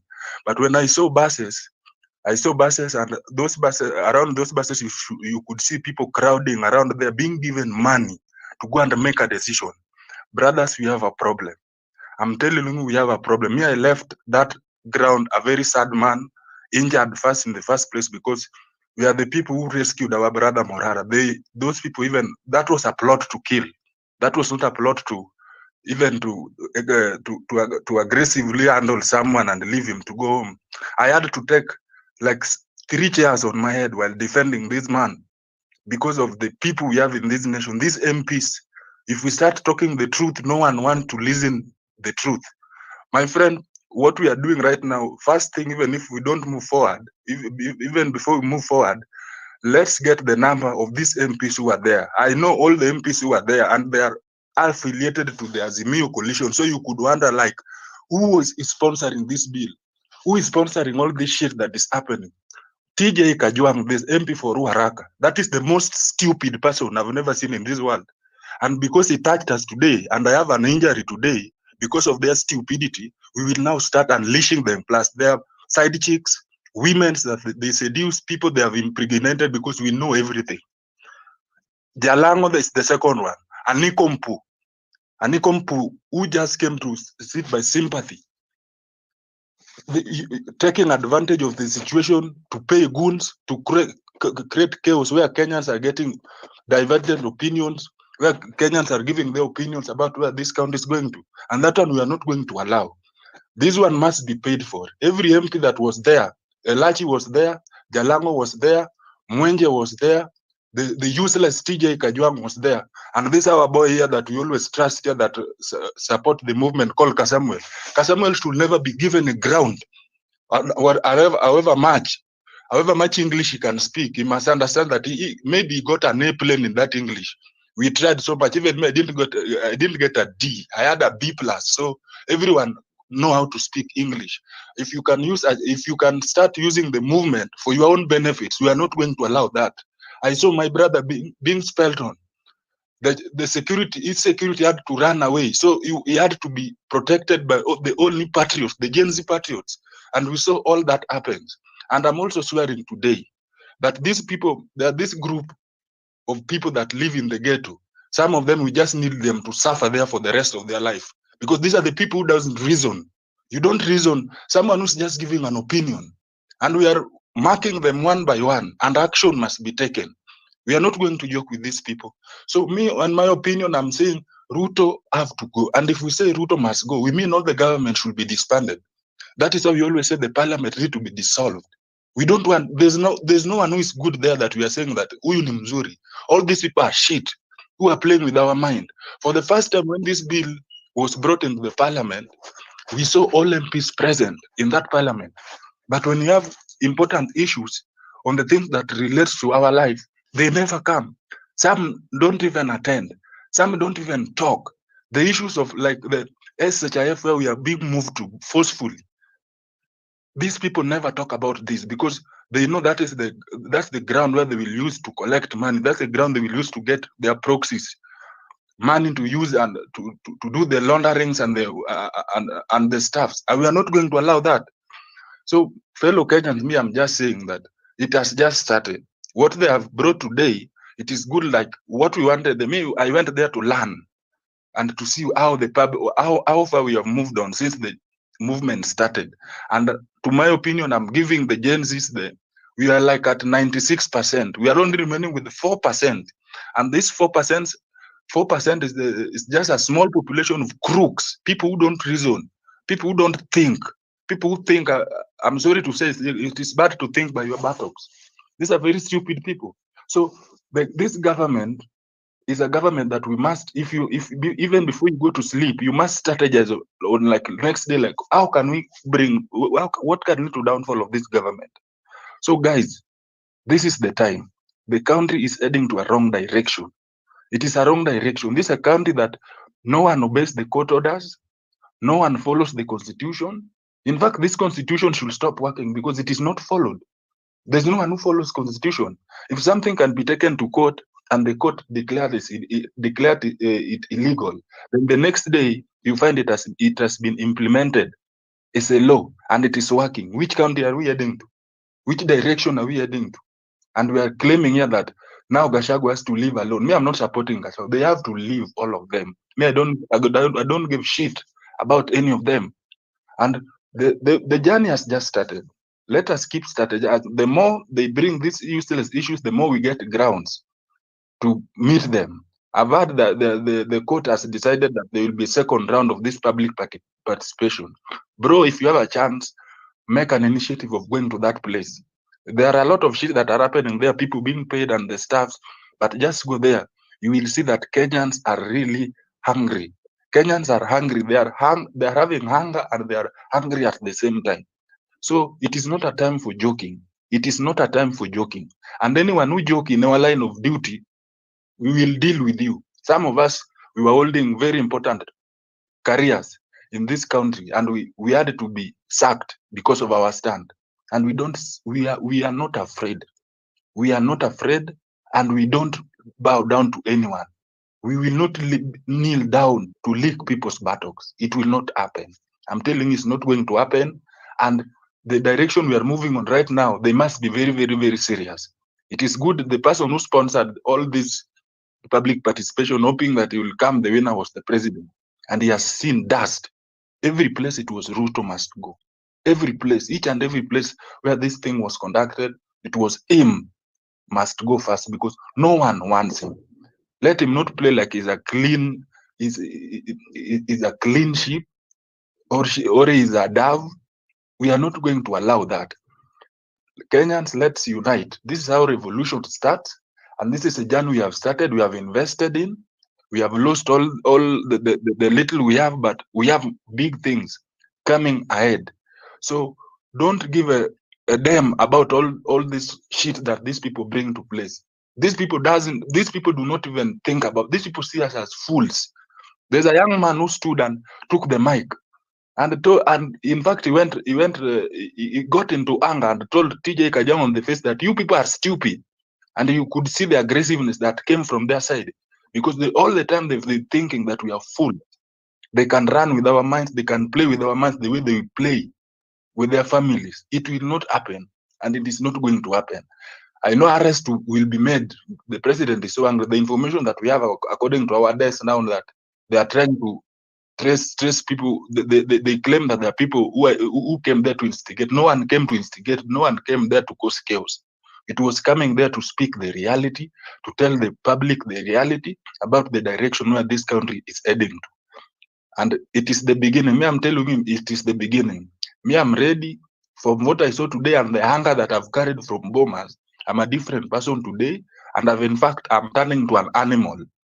I'm not going to joke about anyone. I'm not going to joke. Me, my MP is that Jalango, the Nikompu, the comedian. I've told him, you will see dust. Send your goons. I'm also a good goon. I was a very good goon when I was in campus. And I can still revive it back. It has not gone. It is not gone. So, guys, we are in a wrong direction. Please take the civic to the people in the ground. Tell the people the truth. Tell them the shit in this government. Tell them the plans that they have with their taxes. Tell them that this SHIF cannot help in anything. This is a scheme. If NHIF itself was a scheme to loot from Kenyans, why was that lady? There's a lady that was killed in the middle of the CBD who was shot. A shot came from nowhere because she was in NHIF and there was important information that she had there about the loot that happens there every day. Then right now they want to move us from frying pan now to the fire. We are not going to allow that. This country that is a point that no one is going to be carried away by fear, by intimidations, by job sackings, intimidation, and whatsoever. Stay strong wherever you are. The journey has started, and it is going to be very, very fiery ahead here. So, my brothers, I'm still hungry. I'm still hungry, and I have hunger at the same time. I will speak if I get another chance. Thank you so much, General China, for that submission. Of course, ladies and gentlemen, if you're tuning in for the first time, this is Home Run with PP. Home Run with PP comes to you each and every weekday from 4 p.m. all the way to 9 p.m. East African time. You can be part of our community by just tuning in on Spaces every weekday from 4 p.m. all the way to 9 p.m. East African time. You'll get me here on the microphone. And of course, my show is supported by you, the listener. If you like what I'm doing, there's a tip line. And I get what the anger that General China has. Because when I was waiting for this public participation, I didn't expect people to, to receive chairs, to stop chairs with their heads. I don't understand why a poor man hates another poor man this much. Why do we poor people hate poor people this much? Dolphin, maskini anapiga maskini kiti, alafu leo usiku anaiona ana sapa. Shenzi kabisa. Na Dolphin, aidha Vipi? yo mi nashindwa huyu msee anakasirikia nini sasa, because in case of this context you have to be logical and an upright person who can reason and articulate issues so that you can meet your objectives or goals. So acha mi niseme hivi, the other time pipi there's nani alitutukana hapa akatuambia there's a word that he used that we never reasoned at that time. So by the wacha mi niseme hivi, kama ulienda Bomas you never met your objective, because it was what happened in Bomas was meant to happen, and that was the government organizing it that way. The reason why they organized it that way, they needed pictures just in case people goes to court. Now they claim that public participation never happened. That is how governments work. They work through blackmail and propaganda. Kitu ya pili, you are setting in for a cause. In my opinion, Rigathi is a truthful person. He has his shortcomings kama watu wengine. If you tell me that Rigathi today must go, that you are planning for a public participation for a deputy president to be removed from the seat of the deputy president, then I guess reasoning yako hapo kidogo iko chini. This is my reason. JKIA is being auctioned. People have forgotten. You claim that Chief is the problem. People have forgotten about it. You claim that taxes are being increased. People have forgotten about it. You claim that some certain tribes are being given jobs. Some certain people are unqualified or unfit for some certain jobs. Yesterday, the day before yesterday, when Iran was firing missiles to Israel, I was talking to some guy, nikamwambia today evening kutakuwa kuna shida, na akaniuliza umejuaje? Nikamwambia it's because the government does not pay attention to what's happening internationally, and the government has never paid attention to its citizens around the globe. Kitu yenye serikali ya Ruto ingefanya as a noble president to evacuate people from Lebanon and Middle East at large before the war erupts. We have casualties. Some of them are Kenyans. Some of them are dying in Dubai. Some of them, around the world. Hakuna jinsi moja ashaizungumzia hiyo kitu. The only thing that you guys are shouting in the streets that we need some good governance. Mkipatana na watu kama huyu, the other guy mwenye huyu wa nywele huyu, he is meeting politicians from the other end, and this person mnataka kusema he speaks on your behalf, ama yeye akiongea mnaanza kushangilia. In my opinion, kitu yenye ingefanyika ni hivi. Pipi, if Morara was genuine, na kama mimi ningekuwa Morara, and because I'm not Morara, he went to Bomas. Bro, yeye angeenda Central Police Station, akachukue permit ya kuhold rally yake wapi?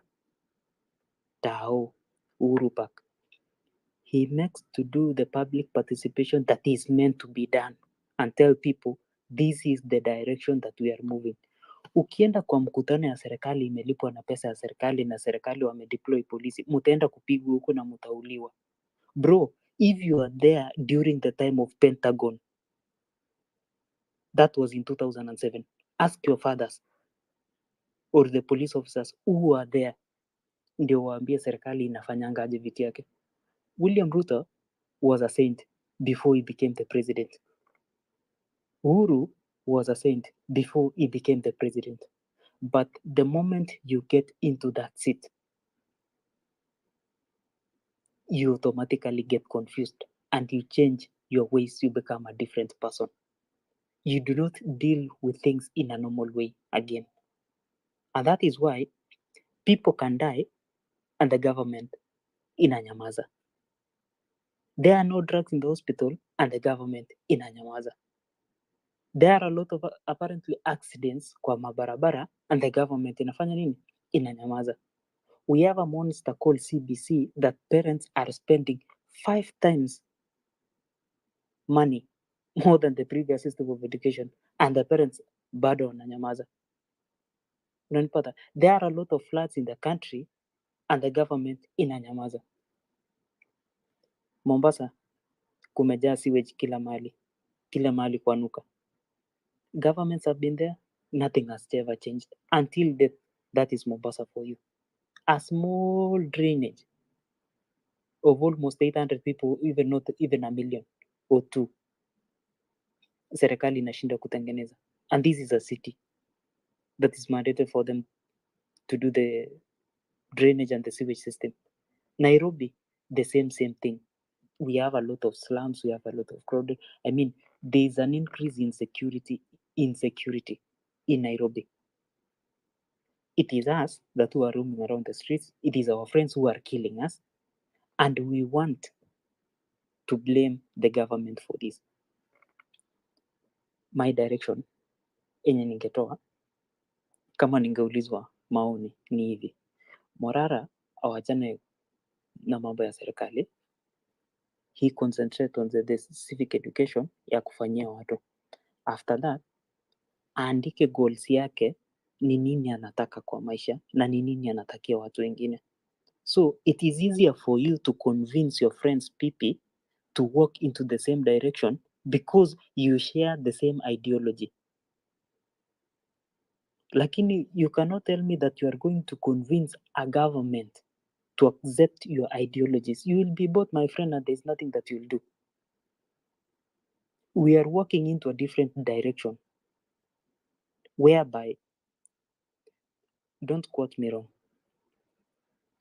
in Kenya, there's a lot of crystal meth. I mean crystal meth, ambayo inaharibu vijana. Recently, there was a lab ya kutengeneza crystal meth mahali in Kenya. Ya kufanya nini? To supply drugs. And it was busted.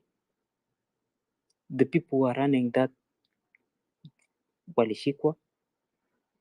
So the youth are getting confused day in, day out. It's a design by the government. And how will you save yourself? How will you save the routing system? Ukinitaka kuniambia ati sijui muko na kikao cha kuondoa Rigathi leo. Who will replace Rigathi? Pipi wewe utakuja kuwa deputy president wa Kenya? Ama Ayabei wewe utapewa hiyo? Nipe kiti uone. No, but I'm not saying that you cannot be, but hautapewa. It is a fact. Wanatengenezea mtu mwingine hiyo kiti. Unanipata? So in my opinion, Morara afanye hivi. Kama anataka kuchangiwa pesa ndio akuja afanye hiyo public participation, awachane mambo ya serikali achangiwe. Lakini hii ujinga ya kwenda kwa mkutano ya serikali pia yeye anaenda public participation, you are creating an avenue for a disaster. I'm not qualified to give this kind of an advice, but mimi nimeona mengi because I've worked along with some people who've worked for the government and they know things that I don't know. My last bit is this, PP. Public participation is good. It's a nice thing. what Gen Zs were doing, it's wrong, but that's actually the right path to achieve the goals. Doing the wrong thing, utajua ilikuwa the wrong thing, and you'll change your ways and you'll start doing the right thing. Heckling is not the right thing, or stopping things is not. I mean, take your voters card. Kama mnataka kutoa hii serikali, make sure that mwende kesho, Ruto to be removed from that seat, dissolve the government, let's go for a general election. It is not a matter of ati sijui tutafanya nini ati we have to condone this. No, mtakondona hadi lini? These guys are using divisional tactics to be creating a lot more than what you can chew for them to continue sealing their deals and closing all the avenues that they want. At the end of the day, hizi mabill zote zinapitishwa, you'll be hunted down one by one. And trust you me, pipi, hakuna mtu mwenye atakuja kukuona sel. It is a fact. I have been there and we've tried on some few things. Uliza mtu kama nani? Uliza mtu kama Mkenya. Utonokea hizi vipi? Ama uliza mtu kama Oduk. How many people came through for him? Juzi venye alikuwa shimo la tewa. It's very I mean, you have to, na hakuna siku pipi you'll tell me that you are going to hold an opinion that matters bila wewe kuwa na pesa. Bro, you have to make money for you to evade DCI, for you to evade government, because some things you have to pay for your freedom. Hiyo ni kitu lazima. Wewe uende upangange tu kwa street na una pesa bro, kesho ukuje ushikwe. Mtu mwenye anakushika atahitaji pesa. You will need money to move from one point to another in order to evade these people. You need money to plan activities. You will need money to convince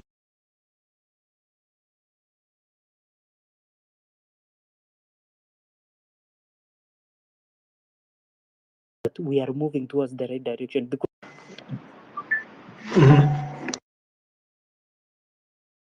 they will have a share in this government. Sijui kama unanielewa. So the last bit, my parting shot ni hivi. Gen Zs, be the Gen Zs.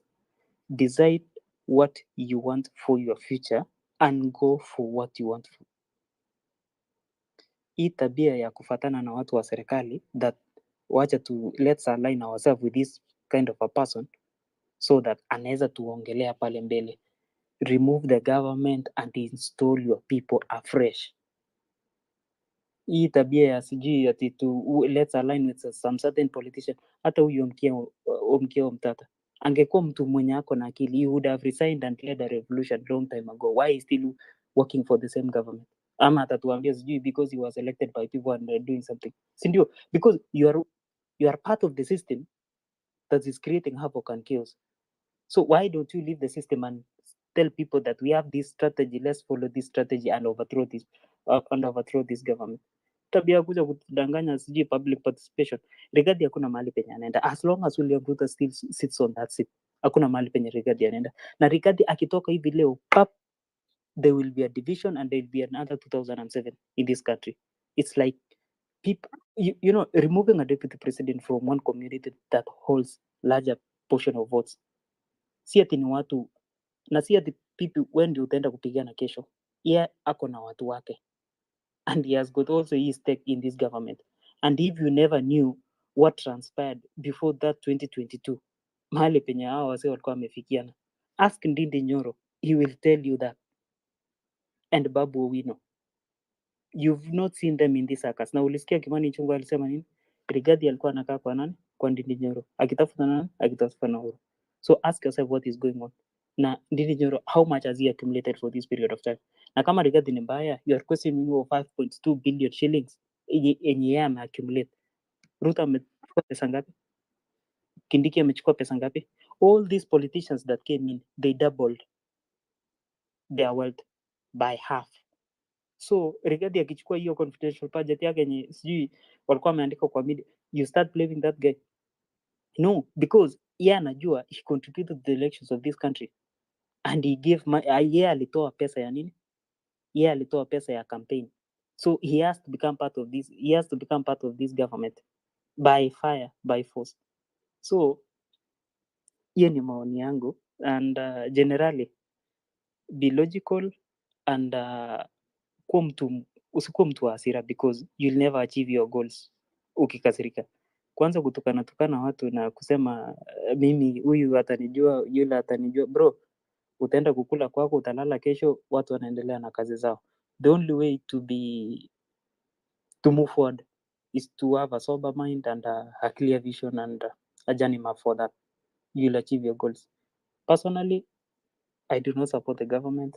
I do not support Rigathi. I do not support whatsoever who is in this government.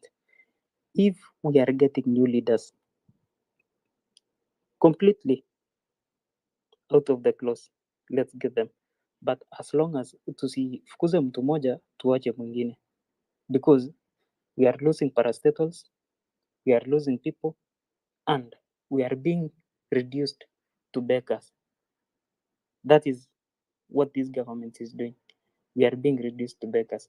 Na kama nyinyi hamuoni, then mimi nawaambia leo, there is nothing that is working for this government, and in the next 3 months policies are going to change. You will see things changing.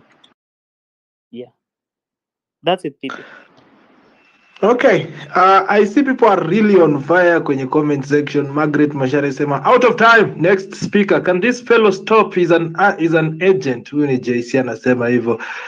Hashtag police asema I do not agree with free knowledge at all. Your way is not the only way. Let people use their talents, resources, positions and tools that they have to do their part in this movement.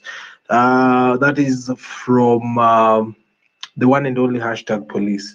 You're listening to Home People, ladies and gentlemen, comes to you each and every weekday from 4 p.m. to 9 p.m. Kama kawaida. I want to go to the next speakers, but not before I play this jingle. It's been a minute. Hata mnaweza sahau mko wapi. Unajua hapa ndo the show of very few many people. Thank you so much for tuning in anyway. 5,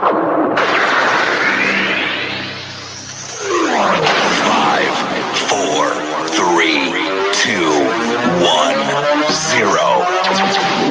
Welcome to Home Run with Pipi. Karibu sana kwenye show yetu ya Home Run Pipi, mabibi na mabwana. I have been working behind the scenes. That is why you are hearing the echo. The sound was not a bit crisp. I was not using the machine to stream the show. But now I'm back on the machine. And of course, if you want to see why I was not on the machine, you can check out my latest post also on the Jumbotron. Jana, nataka niwapigie makofi. Najua imekuwa siku mrefu. Yes, I came out to the listeners yesterday and said we wanted to improve our studio, and they listened to my call, and whatever you fundraised, ndo hiyo kiti mpya imeingia kwa studio, some new wallpaper pale ndani imeingia kwa studio, and of course there's also that background curtain imeingia kwa studio. So we are building in nice. Asanteni sana kwa wale watu ambao wanaingia kwa mfuko yao wanatuwekea kitu. Unajua kuna kitu mtu amesema hapa imeni touch sana. Kenyans are hungry. And you know, a hungry man is an angry man. Ladies and gentlemen, the picture that was painted today on national TV, in various parts of the country, is a picture of an angry nation.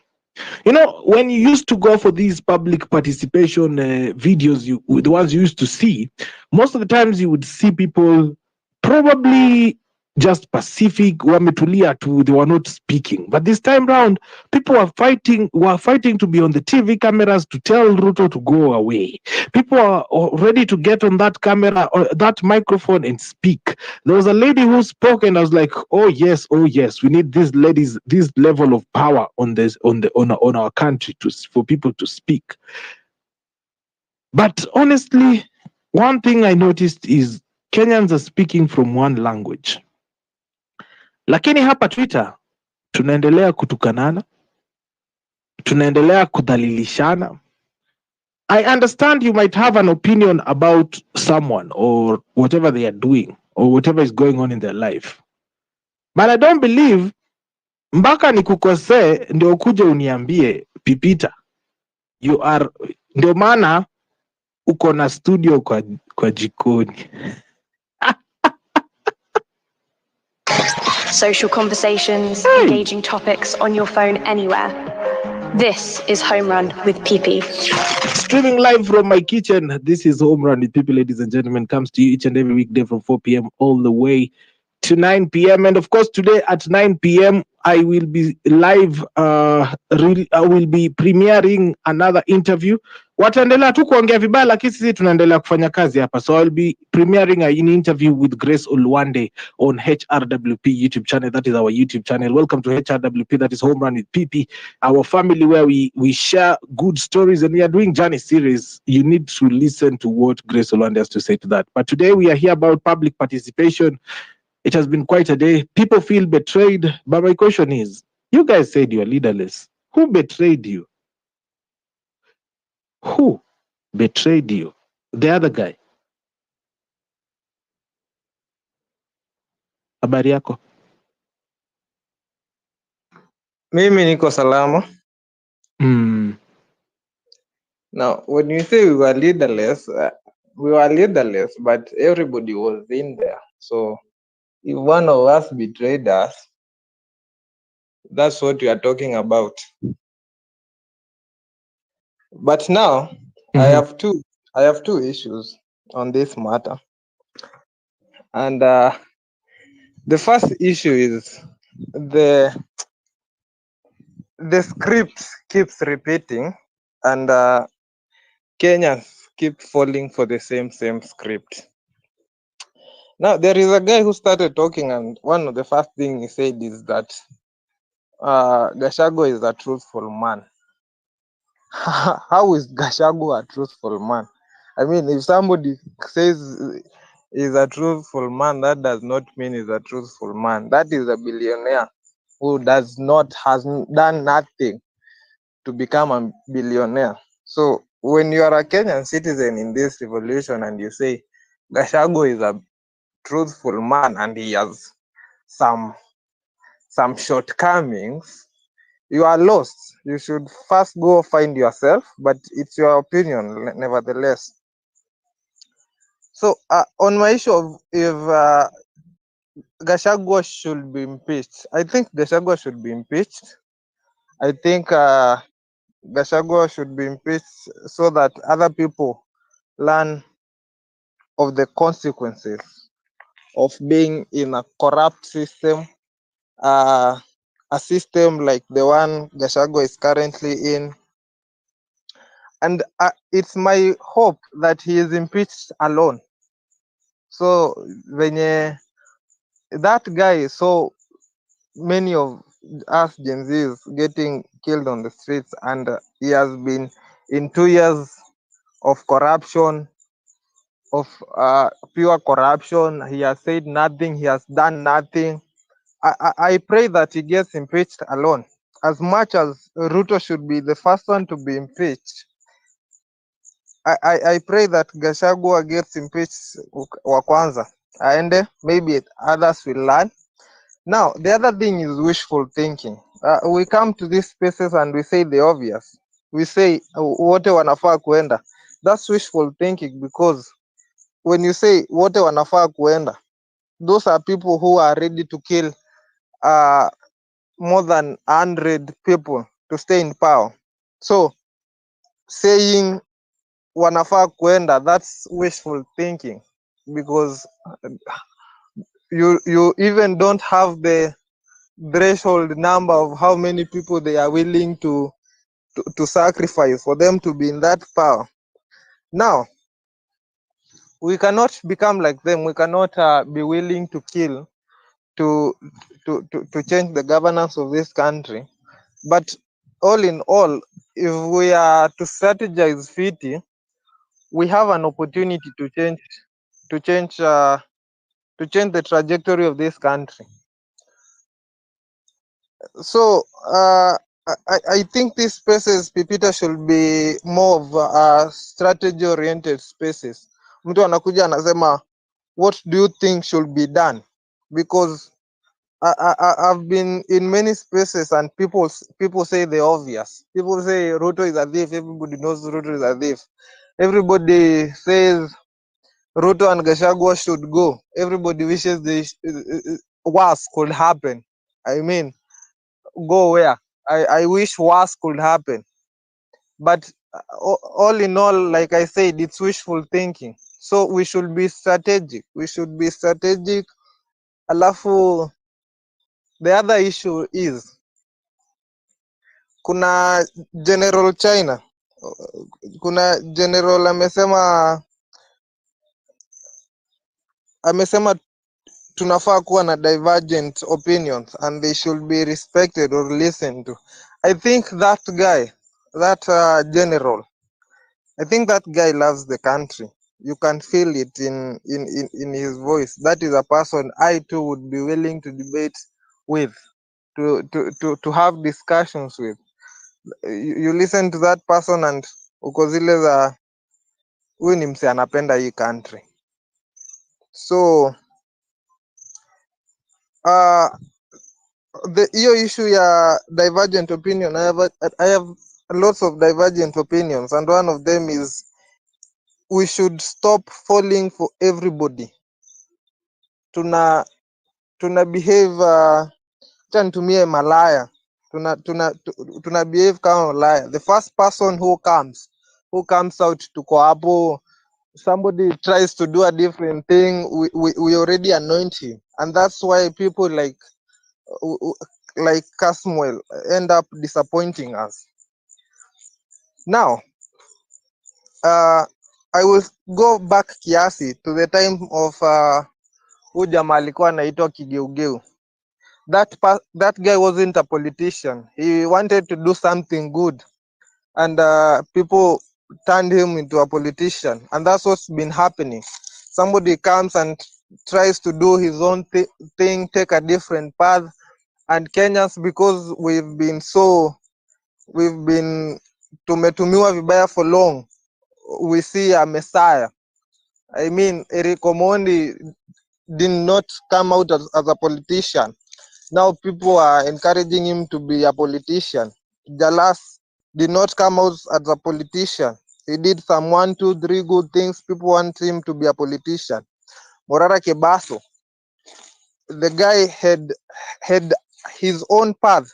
Kazi yake ilikuwa kuonyeshana project za hazijafanywa za government, which was a very commendable thing to do, and hata hiyo story na fair at that time support. But now when you pick the script, when we realize you've been reading the script, it's funny because in a matter of 2 months from showing government project to becoming a self-declared and backed by some people president of Gen Z, I mean, that's a far reach, to be honest. Now, he may be a genuine guy, and I would love that he is a genuine guy. I would love for that to be true. But I mean, you know Kasmuel as well as you know me at this moment. I can speak all the right words. Everything good, I mean, Morara has been saying. Hizo vitu politicians have been saying over and over again. Hakuna mtu hawezi sema Ruto ni mbaya, hakuna politician hajatusi politician mwingine. The script is the same. So if Morara Kebaso is a good leader and si vizuri venye leo alipigwa, that should not happen to Morara Kebaso or any other Kenyan citizen.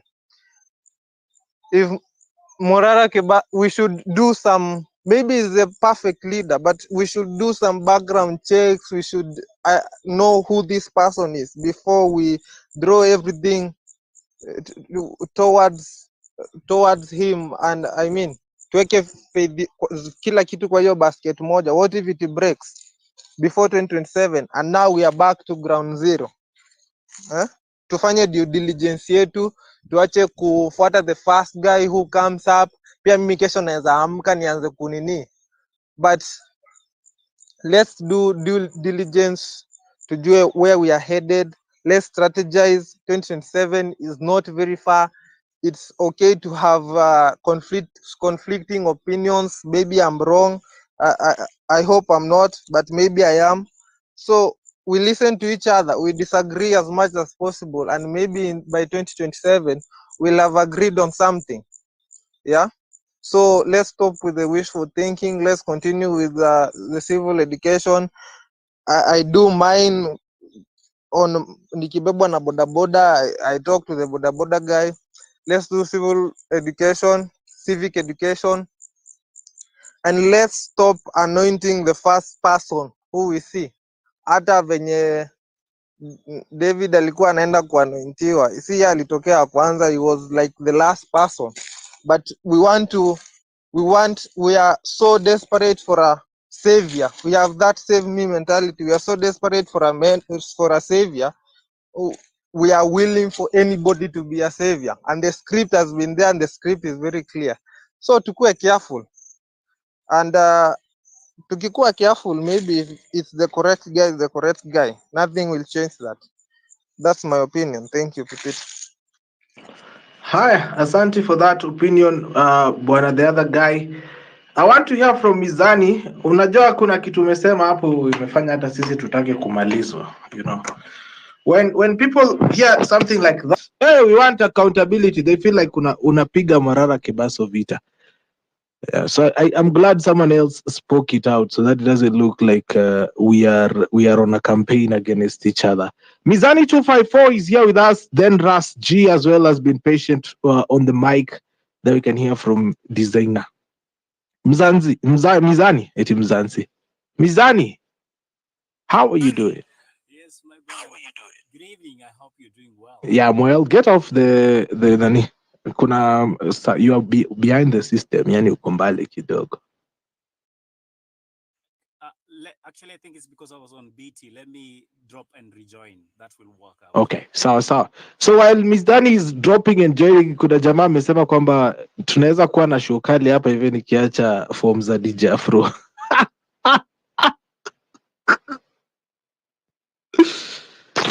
You're now listening to MC Pipita on Home Run with Pipi. Like, hey, lakini one thing I have learned is don't come looking for love on X. There is none here. Kama hata Morara mnampenda na bado mnamgeukia. Sasa sembuse mimi kijana hapa tu chini chini. I have no expectations with you guys, by the way. Mizani, talk to me, man. Hi, PP. I hope I'm audible enough. If you can hear me, give me 100. Awesome, Yes, awesome. Greetings, and what a day, what a week, and what a month. It's only but the 4th of October. Lakini syllabus inakimbia. I've heard that from my friends when they talk about syllabus. So it's Eli Likiani from Mizani, and I have a few comments to make. Number one, PP, just to encourage you, starting off a studio does not mean you need to be somewhere on Wayaki Way or on Dennis Street Road to make it in this industry. One of my biggest studio I ever had actually was in my kitchen.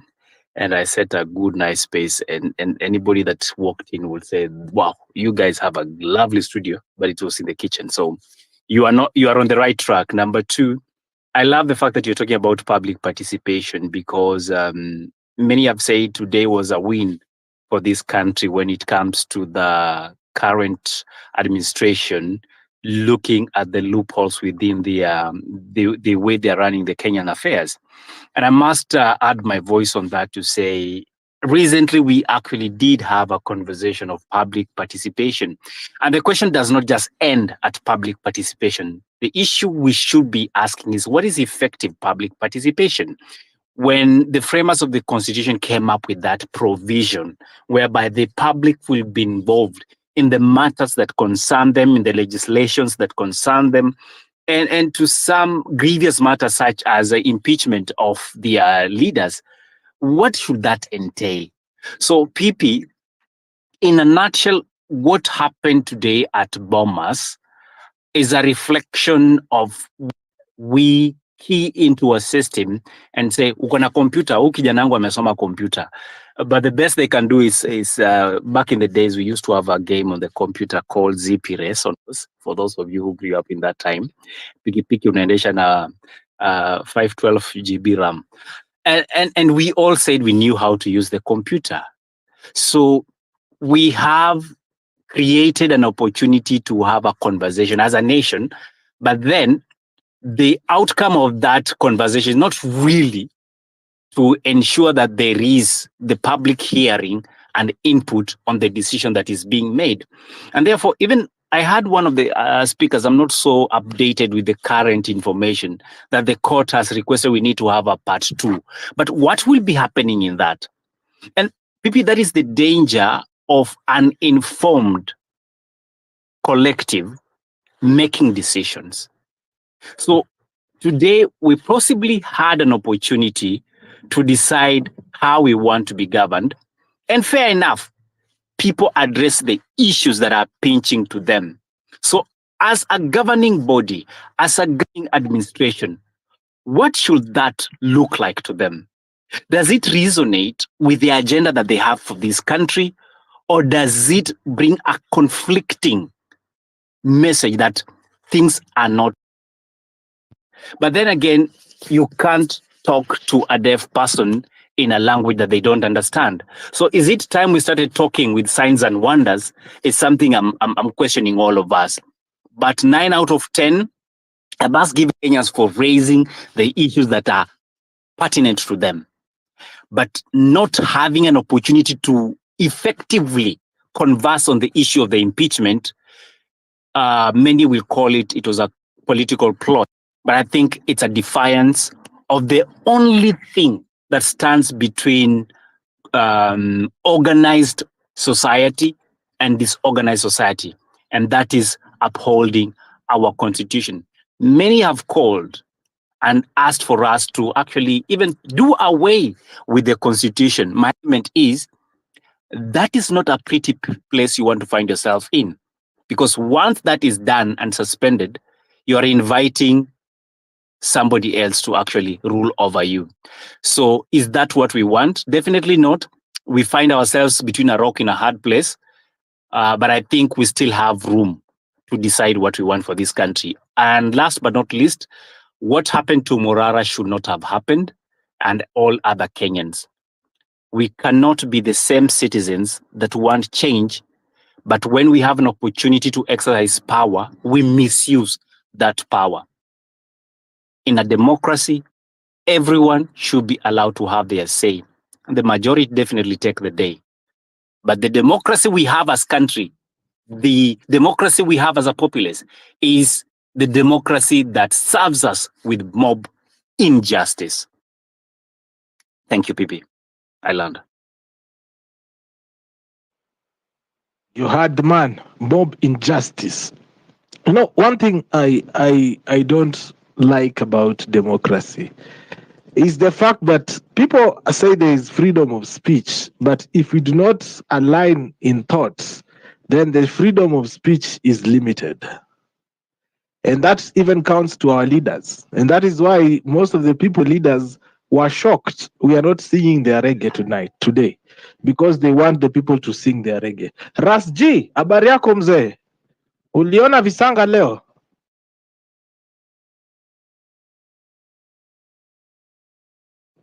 I don't know if Ras G can hear me.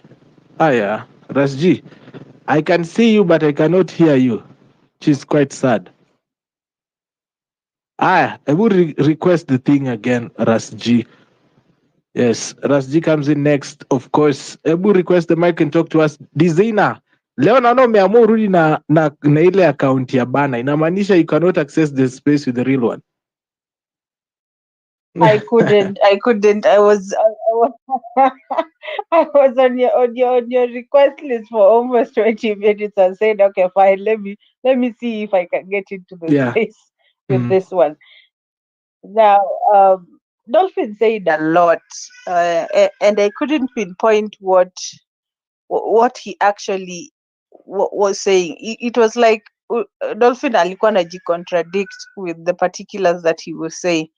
saying that we need to take up, yes, but we don't need to go talk to the government, then what are we supposed to be doing? Because as we have been told, I was in a space today where we are told the system is us. Us as a collective, we are the system. And the notion in that we are the system which is supposed to change, I see this thing as us as a people. We are the ones supposed to change. When we effect that change, then we are able to change others. Yeah. Someone said we need to do introspective analysis of ourselves and the cultures that we want represented out here.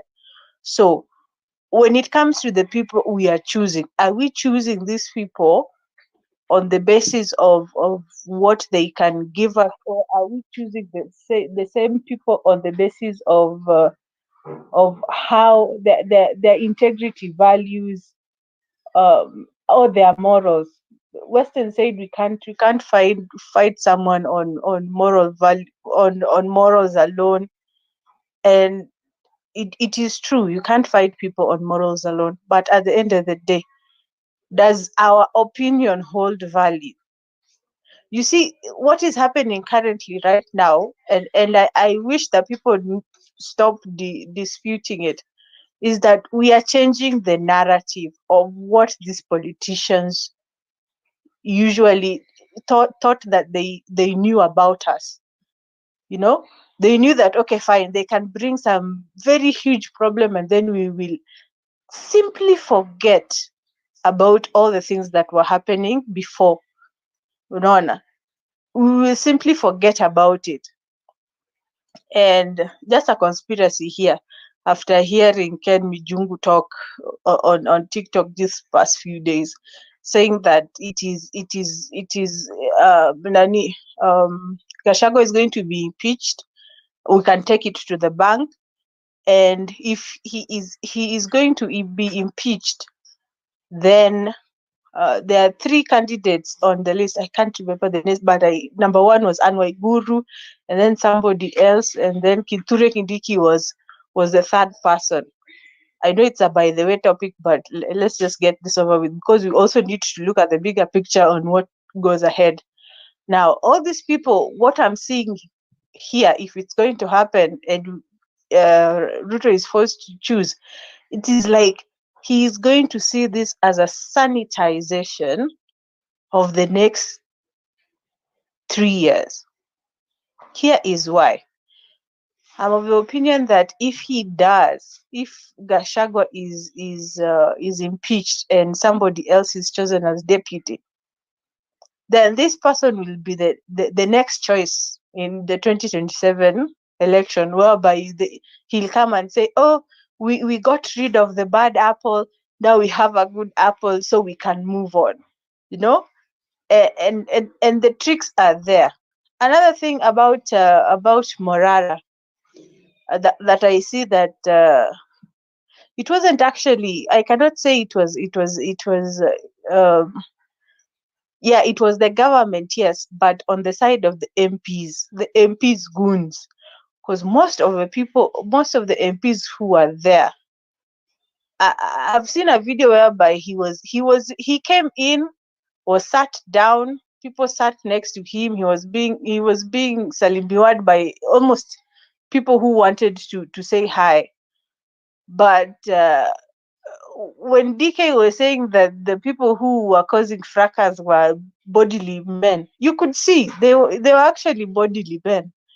And those are only found with goons, because those people who didn't want chaos were running from the issues, from throwing chairs and all these kinds of people. And I'm very sure if I enter TikTok now, I'll get different varieties of these videos, because so very many people are taking videos of the incident itself. My train of thought has potea kidogo. Let me cool down kidogo. We'll come back to you. Naona Ras G amerudi. Wacha tuende kwa Ras G. Ras G amekuwa very patient with me. How are you doing, Ras? Hi, bwana. Ras G, can you hear me? Okay, looks like Trust G is not there. I'm here, my brother. You can hear me right Ulikuwa umekimbia kwenda, najua hii ni ile part yenye watu wameona pipi amenisahau, acha niweke simu chini nipike. Bachelor, we talk to us. Yes, Pipi. How are you? Niko tu bro, niko salama. You're good. You're good. Very interesting day. A day full of so many activities, and I want to confirm to you that I had just come in. Nilikuwa tu ndio nimeingia, and then after communication with my brothers, I went to Bomas, so I'll talk as a first hand, somebody who saw a bit of everything. But even before Morara came in and all that, there's something that I noticed that ilifanya nikajua this day it was something that had been planned and everything.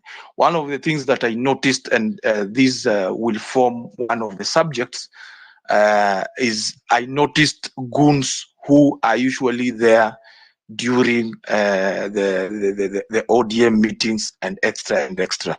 I know you're so familiar with the men in black, only that this time round they were not in the outfits of men in black. And it's so sad that it happened that way. And to this very particular moment, the National Cohesion and Integration Commission has not issued any statement, because it is the body that is mandated to check on the political intolerance, because that is political intolerance. We should accommodate, the constitution allows us to accommodate divergent views. Sasa hii ni kitu yenye ilikuwa imepangwa na wanasiasa na wakapanga, even the shifting of the public participation from KICC to Bomas, something you do on that particular day. You don't even give a grace period to Kenyans could prepare. They woke up. So this activity, especially the public participation that happened in Nairobi, it was the government plus ODM. And this is my call to ODM. If ODM thinks that it will continue being the party that propagates violence, that propagates impunity of that nature, that it cannot allow democracy, let it be told black and white and very clear. There is another force in the country, and that force will liberate this country. A combination of William Ruto. We know William Ruto was born in ODM. He has been in ODM before he was kicked out by the same men in black. And now today we have seen the men in black, simply because they got one leg in the government. It does not mean that they should stop. They should step in everybody's toes who is trying to fix this country. To fix the country regardless of what. My second point, Pipita. Today, and we have said time and again, the revolution will define the true people. The people who are for the revolution. Many started the journey. Wale wenye walifika mahali wakakuwa confused ama wakakuwa consumed by the fame.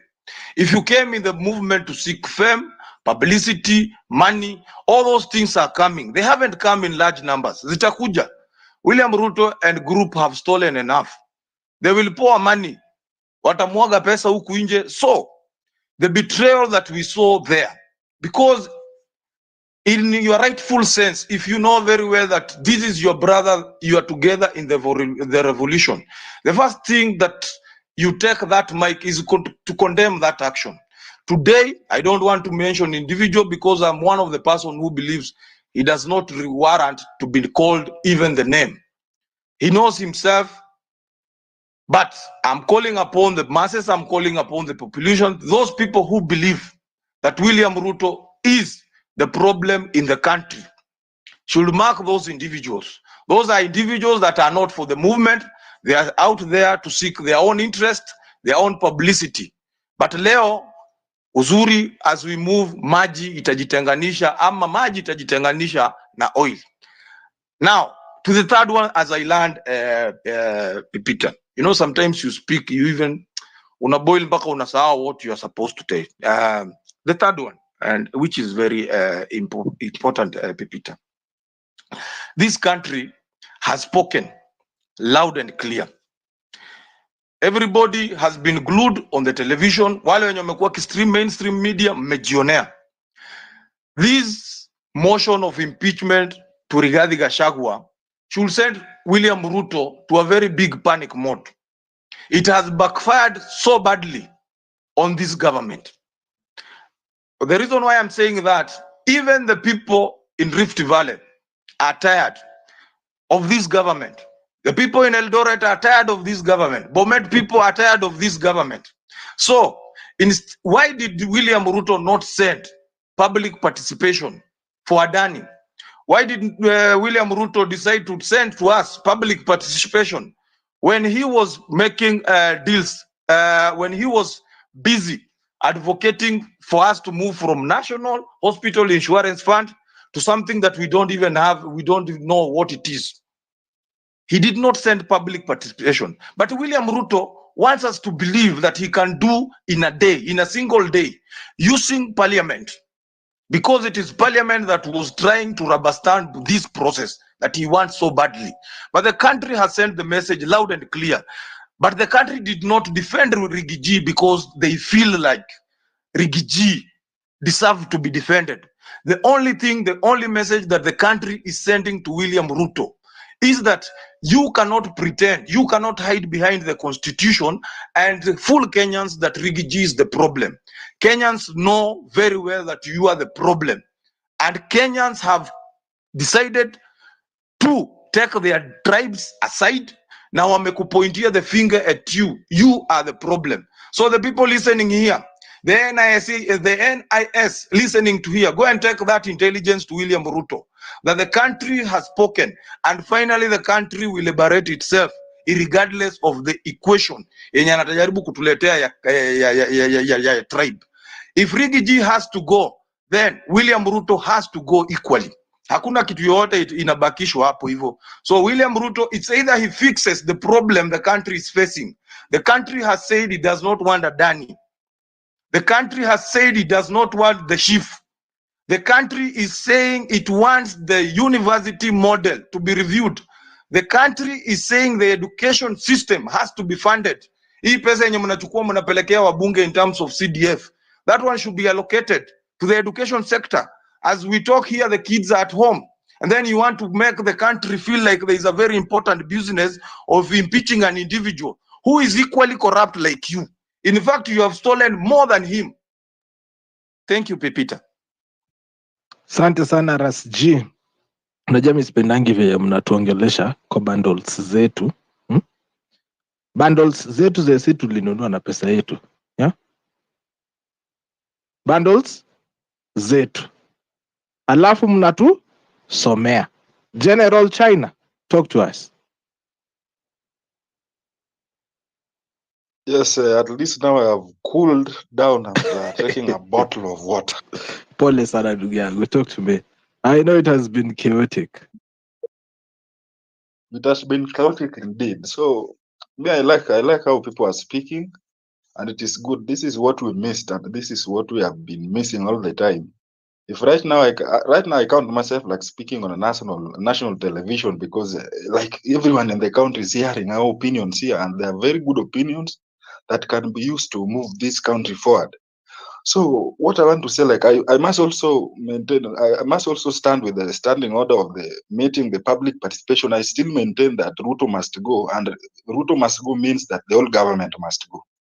So on our side, let's be strategical. The reason me always fight for this country, because I always say that there's no country where we will go to. We are very happy that most of us, maybe you are like let's take a case of these people who are going to the Gulf to hustle there. People like doctors, nurses who go to work abroad, like America, Australia, UK. You may take it like me yangu itakuwa sawa nitaenda majubatu. From the message that is coming from those countries, there are countries right now that are paying the immigrants just to leave their country. Why are Americans so bitter about the Aris? they want Trump to be there so that the people who have gone to America, you know, if America hires you, never be cheated that if you are a nurse or you are a doctor, you are taken to America after doing your NCLEX exam and you go there, that you have made it in life, you are going for good salary. It's not how you think. Those people hire us. It is just a modern slavery, because you go there, you work for like a shift, like for a nurse, a shift like of 4 hours. In an hour, they give you like 400 UD, and you think you have made it in life. They are just doing that because the people, the citizens themselves of America can't, and they have always said that they can't work for those salaries. So it is just a modern slavery. Let me tell you, Trump, I don't know who will win, but me, I always believe the way things are going and the way things are escalating with the war in the Middle East, I know very well and I'm very confident that Trump is going to win. And if Trump wins, the first thing he will do are these immigrants. These people, you will come back. And if you come back, don't tell me that now you will still brag that even if it is not America or UK, you can go to Nigeria. If Nigerians are working on their passports to come and live in Kenya, you will leave Kenya to go and work in Nigeria. It is this same country. It is this same country that we are living in. Hapa ndio tutakula. Hii ujiri yetu tutakula. And I'm telling you, kuna watu hapa wanajifanya like, oh, unaona you are salaried. Someone is paying. By the way, sahi kama unalipwa salary ya 50,000 and you think you have made it in life, bro, wewe unafaa ukuwe categorized na kiumbe zingine za binadamu yenye iko kwa hii dunia. You are just a species of its own. Because it will reach a time that you get that 50,000 and after deductions, you are remaining like something of 28 to 29K. You have a family, you have kids, because the moment you are poor, if you are poor in your pockets, probably you are very excellent in bed. You will be giving birth to many children. You'll be giving birth to many children. Will you sustain 4 kids with 28,000 salary and you are living in Nairobi? And how the rent is doing in Nairobi, will you manage it? Bro, that is why we are saying this change, we are fighting it. Mimi sitoki, mimi nasemanga I will.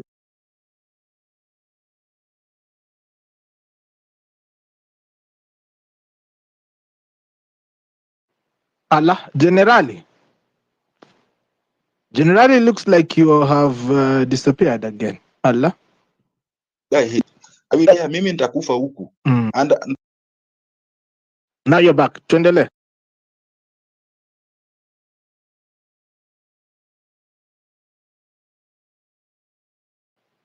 Generally, it's like you're lost again.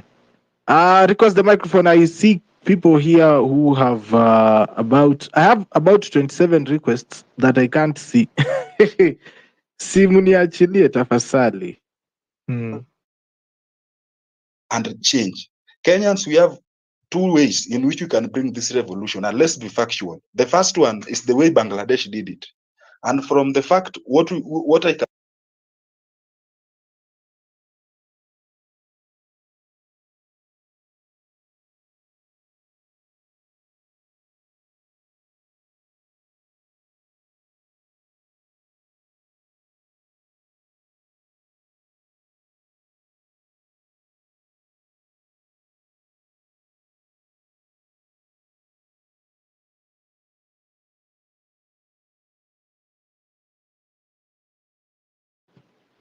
Hi, I think I'm back now because it was a very dark moment right there. Welcome to the show. I see I've lost part of the speakers. I hope you can hear me having Miseda. Can you hear me? Yeah, I can hear you. Can you hear me? Oh, yes. Kidogo tu ni end this space because now, Anyway, it's 43 minutes past the hour, 17 minutes to 9 p.m. East African time. It's Friday, boy, which means the week is ending for me. I'll be back here again on Monday, yo. Of course, you can catch Home Run Extra tomorrow with DK Gift. I don't know if he'll be live tomorrow, but I'll be letting you know before the end of the show. Of course, Home Run Extra will be live Saturdays 8 p.m. all the way to midnight, 8 to midnight. But right now, we are finishing our weekly dose of Home Run with PP, of course. I see a lot of comments on the comment section. Amungeita watu huku. Hatungeitwa leo. Na juu leo mko na shida, na juu leo mko na shida, mumekumbuka wananchi wa chini. Hata mnatupea masaa ya kuongea na tuko na shida zetu pia.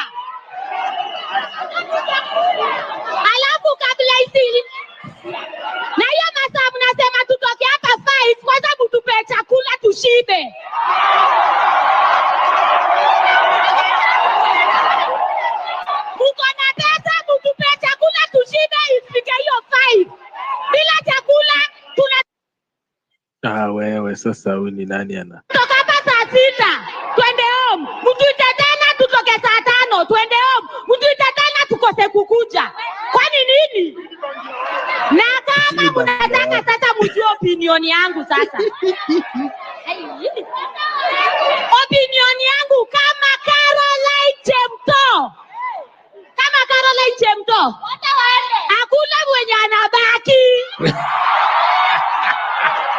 Hakuna mwenye anabaki. Yeah, anguka nao.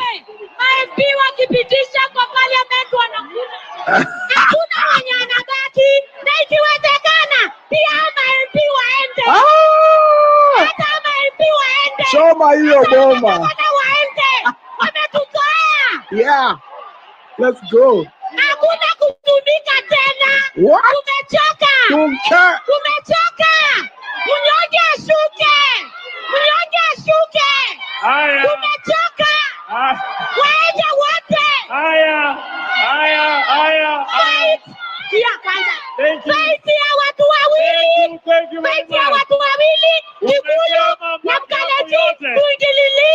Waende wote. Haya. Hiyo microphone sasa itolewe. Asante sana. Asante sana Supu. Haya basi, unasikia hata wanamuita Supu, labda hata wanajua wametoa wapi. Hey. 5,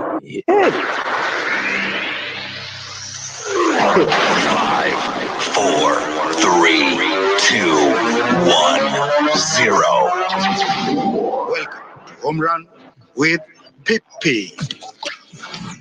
Ladies and gentlemen, you're tuned into Home Run with Pipi. Of course, the lady there is telling them, waende wote. Mbona tunabakisha wawili ama watatu? Let us carry all of them home. Nyumbani. Yes, that is the message here kwenye Home Run as well. Request the microphone. Mnakuja hapa hivi mnatuambia mambo yenye nawaza, lakini kwanza nataka kwenda pale hivi kwenye comment section. That was a good video pale hivi kwenye comment. Naona mwingine keep me fit anasema dawa ni ile alafu ameweka injection pale. I'd like to say, I would like to condemn in the strongest terms possible whatever happened against Morara Kebaso. Now, this is very funny, guys.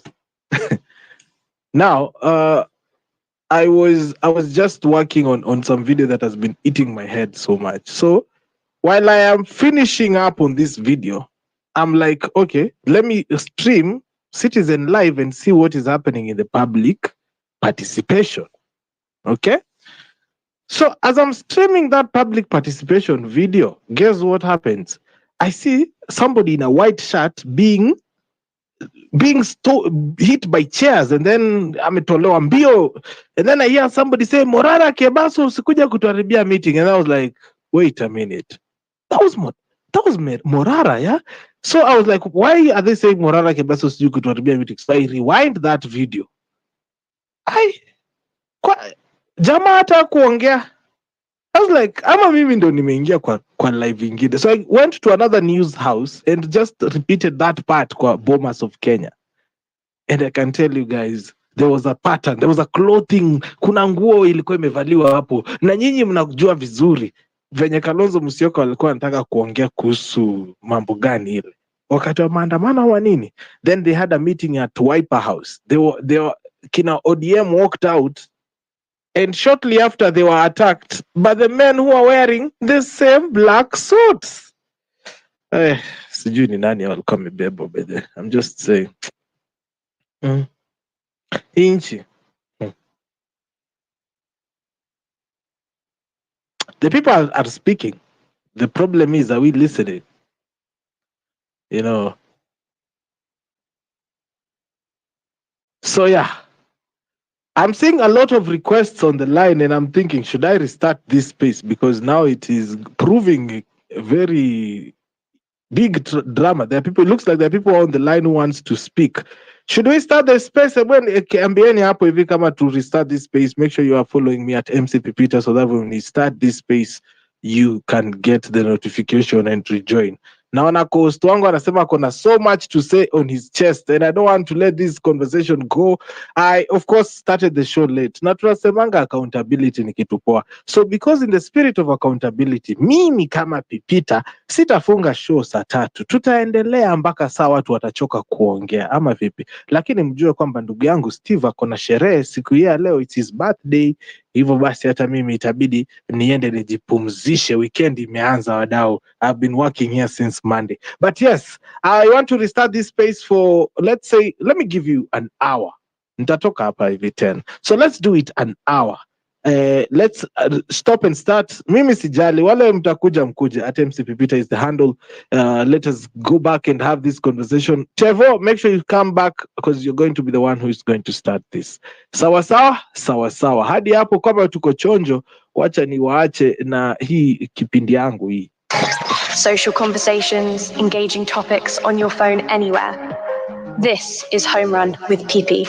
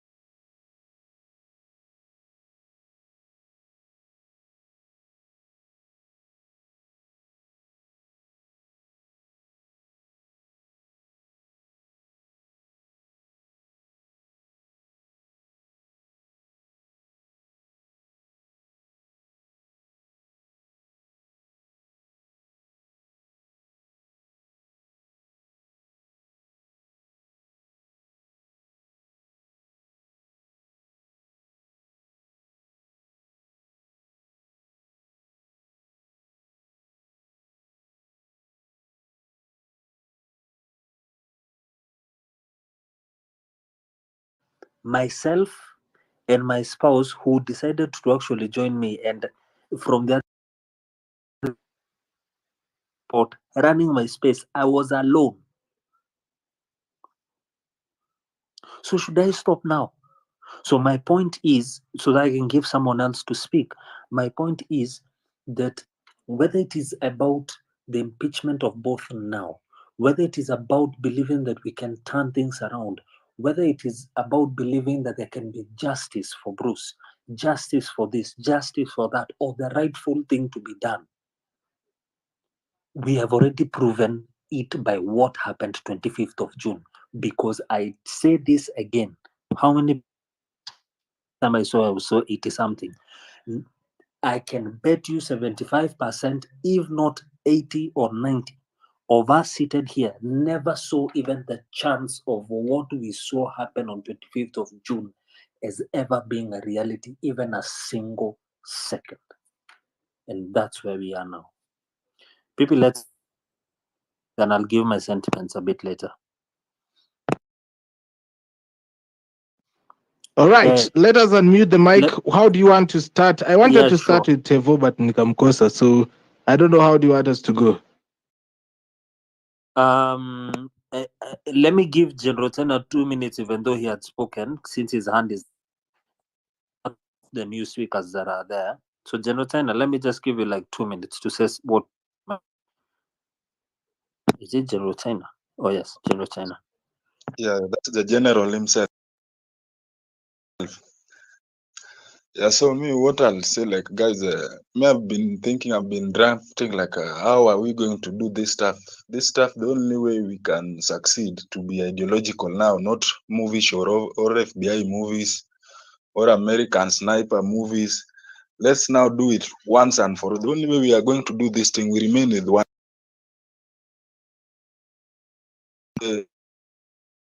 The bunge, this is the real bunge la wananchi, not those places where people go there to heckle for 2 bob and 5 bob and the babies. So our bunge will be here, and we are just going to work on 2 things. The first thing is civic education. Go reach everywhere. Hata kwa mboga pale kukatia mboga, kwa maji pale kuchota maji, kwa kazi pale kwa kazi, be the messenger. Tell these people like things are not in the right direction. Nimefika 150%, ndo wafili kitu yenyewe nauma, and we make sure that each and every person get the problem. These people have been taking advantage of us because most of the time we have not been aware of the things that are happening. Like, we have very many people like this NHIF staff. Very many people are paying NHIF and they are always never using it. If they get sick, they start raising money through WhatsApp, begging left and right and center. But right now we are telling them the real thing, what is there, what this thing cut off, and the all stupidity that it entails, so that they can understand that these people are actually deducting our money to play with. They are deducting our money to buy planes. I heard Mr. President bought some planes just recently. These are the money that they just get easily because they take advantage of the ignorance level of the people of Kenya. I'm telling you, Kenya, people are ignorant out here. Kuna watu hata wajui, kuna watu wengine wanaonanga tu Kenya, wanasikia ni wako Kenya tu juu anasikia mtu mwenzake akiongea Kiswahili. People are ignorant out here. But right now, because of the bitterness and the hardship they are passing in life, you dispel the message. These people get it and they get angry. What we want them to have is that angry. They become angry, and if they add it with anger, it becomes worse. That's always what drives the revolution. So, like, literally, people are waking up. People are waking up. Apart from few people who are being used, like those men always call men in blacks. Men in blacks are people we have seen. One of them, there are people, some of them, we stayed in ODM for so long. When we were there in the youth league, you could see them coming there. Those idiots are living in slums. Those idiots you see there coming with the coats, the 200 shilling coats there to cause chaos. We know where they come from. Don't that they are living a good life. The only thing they are ahead of us, maybe they know how to shave. If you shave your hair plain and you shave your beard, it means even you have shaved the entire part of your brain. You don't think. And a black speck that are bought in the streets. These people are people. There are few people that only, if we continue with this civic education, we are going to change very many people. Then the second thing on riding this revolution, my friend, the only tool to the second tool, the second option of removing these people to power is the power of taking votes. Me, I'm like I was saying here, like I'm starting a drive. Like I want to reach these guys who are in Form 4, who are almost finishing exams, who have attained age of 18. We mobilize the little that will be there so that these people can get the IDs. They have them at hand. That is the only tool first that we will use to work. After we have that ID, upande wa technology, they always bring the guys from abroad to do it. Watajua hata sisi pia tuko na anonymous group, tutapambana kupambana kwa hiyo kura ikihesabiwa. So watu pia watamobiliziwa, they take votes.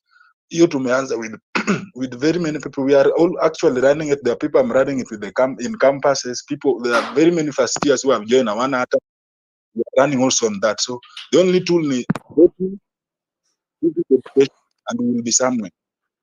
Third thing, I just want to encourage all of us. This is our country. Let us fight for it. There's nowhere you will run to. I'm telling you for the fact.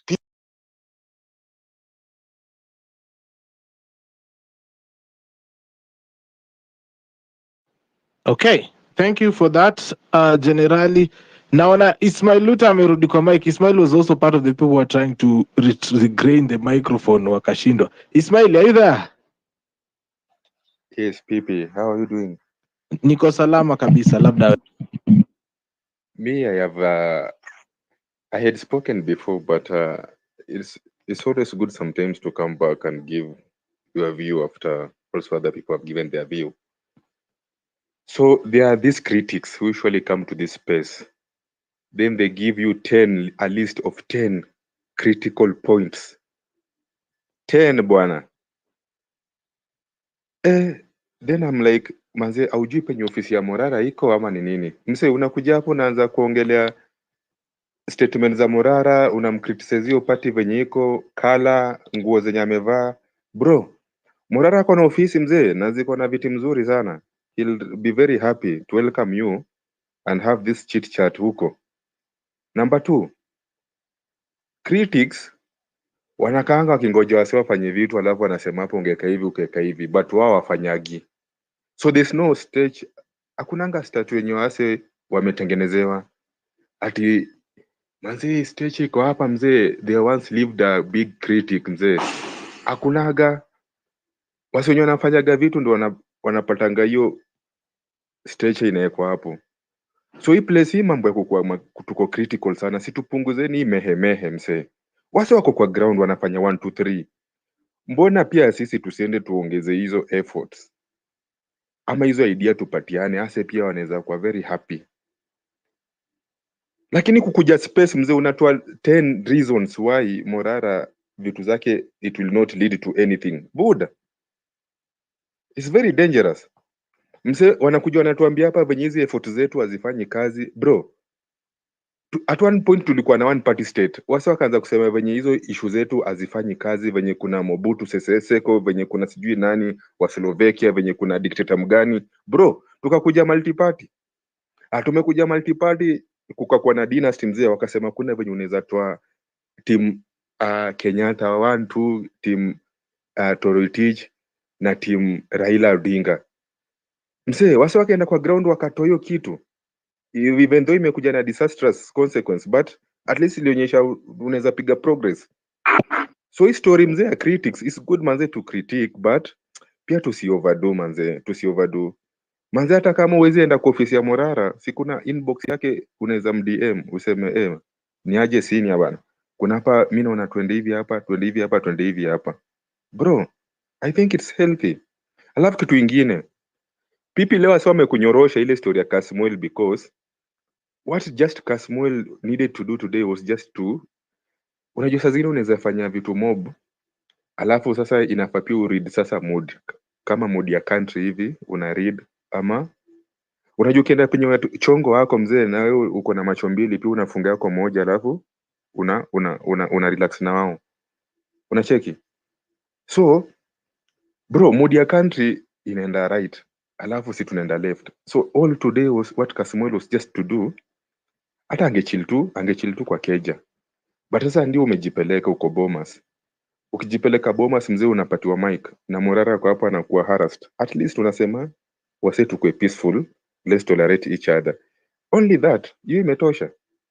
Otherwise Bomas manze, mimi nasema hiyo Bomas, hiyo story ilikuwa ni more of ODM, iko kuwa ni ati Kenyans. Part big sana ilikuwa ni ODM, ukicheki venye hiyo composition ya watu ilikuwa hapo. But manze, sisi kama wa Kenya, mimi naona we need still to kuendelea. But mimi leo pia niko happy. Leo niko happy because for the first time kwa space watu wamekuja wakaanza kuuliza maswali. Watu walikuja wakachanganyikiwa. For the first time mafilosofa wenyewe wanakujanga kwa space wakitueducate, ilifika mahali pia wakawa confused mzee. Wakaanza kutuuliza manze, wa Kenya manze, why are you supporting Gachagua? Isn't this going back? Hiyo kitu mimi leo imenibamba sana because ukiona sasa mafilosofa wanakuja sasa pia wamechanganyikiwa, hapo ndio penye tuko. Na sasa tunawaambia hivyo. Bro, ukitaka kuruka trench ulikuwa unatembea ukapata kuna mtaro. Na inafaa urukio mtaro. Inabidi urudi nyuma, ukuje sasa ukikimbia sasa kugeni ile momentum, alafu unaruka. So msee akikuwa mbali anaona msee alikuwa anatembea down the road alafu amesimama anaanza kurudi nyuma. Sasa anasema msee sasa hataki kuproceed. Hapana. Wait until you see the whole movie ban. Msee anarudi nyuma ndio akuje kama anakimbia kugain momentum, aruke hiyo nini? Aruke hiyo trench. So sisi, of course everyone knows Gachagua is a thief. Kwani Gachagua tangu siku za Daniel Arap Moi Toroitich alikuwa naiba nini? Alikuwa naiba food za misaada. Kwani nani ajui? Ruto huyo Aror Kimwarere tangu kitambo amekuwa kiiba. So sahi hatutaki ulete public participation ikituambia tutoe Gachagua. No, that is your problem. Sahi tunataka ulete public participation ikituambia isha shifi. What's your opinion? Hii new education model funding, what is your opinion? Story ya Ketraco, what is your opinion as citizens? Story ya nini? Adani, what is your opinion? Lakini hizo zote mmepitisha, sasa mko na shida yenu sasa ya Gachagua ndio mnatuletea. Sisi tunasema hivi, kama Gachagua anawapatia headache, endeleeni kukana yeye. Because anything that will give you headache, sisi itakuwa ni furaha kwetu. So, what we are saying is, it is a tactical move. It is a tactical maneuver which appears to be counteractive, lakini we know anything that will give this regime headache, hiyo ndio raha yetu. But at the end of the day, all of them should be going home. Na venye koti imesema, public participation should be across the 290 constituency. That should be the way forward. Lakini story ya kutubeba ufala mzee, people have decided their own thing, alafu wanakuja sasa mashida zao wanatuletea. Tuongelee vitu important in this country. Otherwise, every effort, whether small or big, I think it should be given a thumbs up. Kuna msee amekuja hapa anatuzia uoga msee. Anatuambia sijui wase watashikwa. Bro, hakuna wase wenye walikuwa wanataka change wakapigania change na hawakushikwa. Freedom na change, it is usually watered by the people's blood. It's known. So msee anakuja hapa anatuzia uoga mzee venye wase watashikwa, watalala ndani na wana food. Msee, let's respect Kenyans mzee. Asante. Okay, asante sana for that, Ismail Luta. I see James ako hapa hivi ndani. How are you doing, James? James had something that he was sharing with us. I'd like him to talk to us about it. How are you doing, Jimo?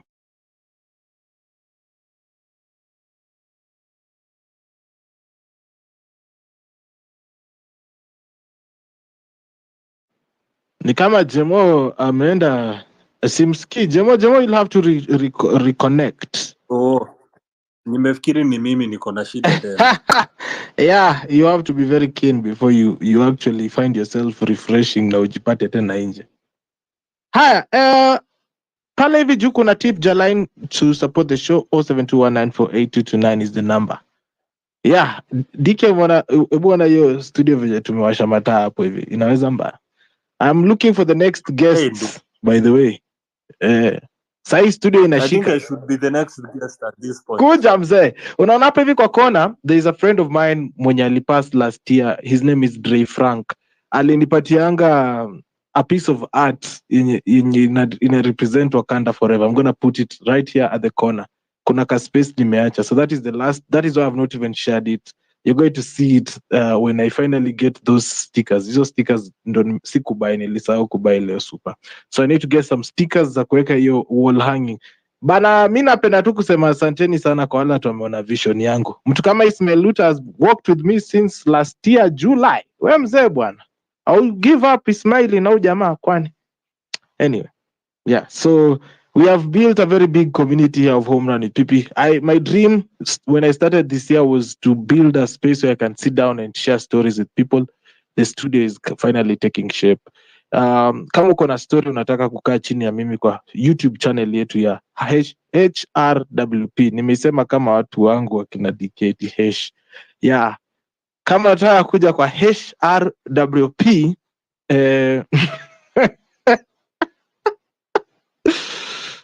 yeah, if you want to show up on HRWP and maybe share your stories.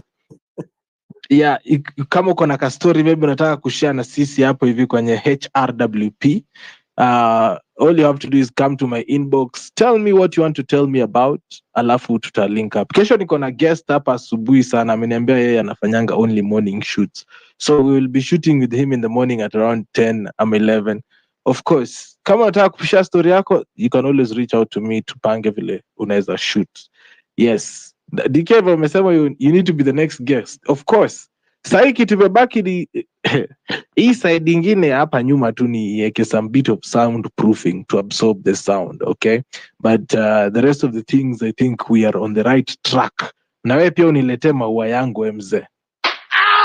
Ulete maua yangu. In fact, nikikuja ninakuja nilete hiyo maua because I think the table at the corner and somewhere at the corner we need a ground standing flower and a flower on the table. On the table. Yeah. But mse unasonga tu vizuri. Man, budo unajua nikianzana na wewe nilikuwa na 57 followers. Sasa uko na ngapi? Sasa niko at 801. It's been what? 3 months. About 2.5 months. Hey, good. Imagine that. So now any growth?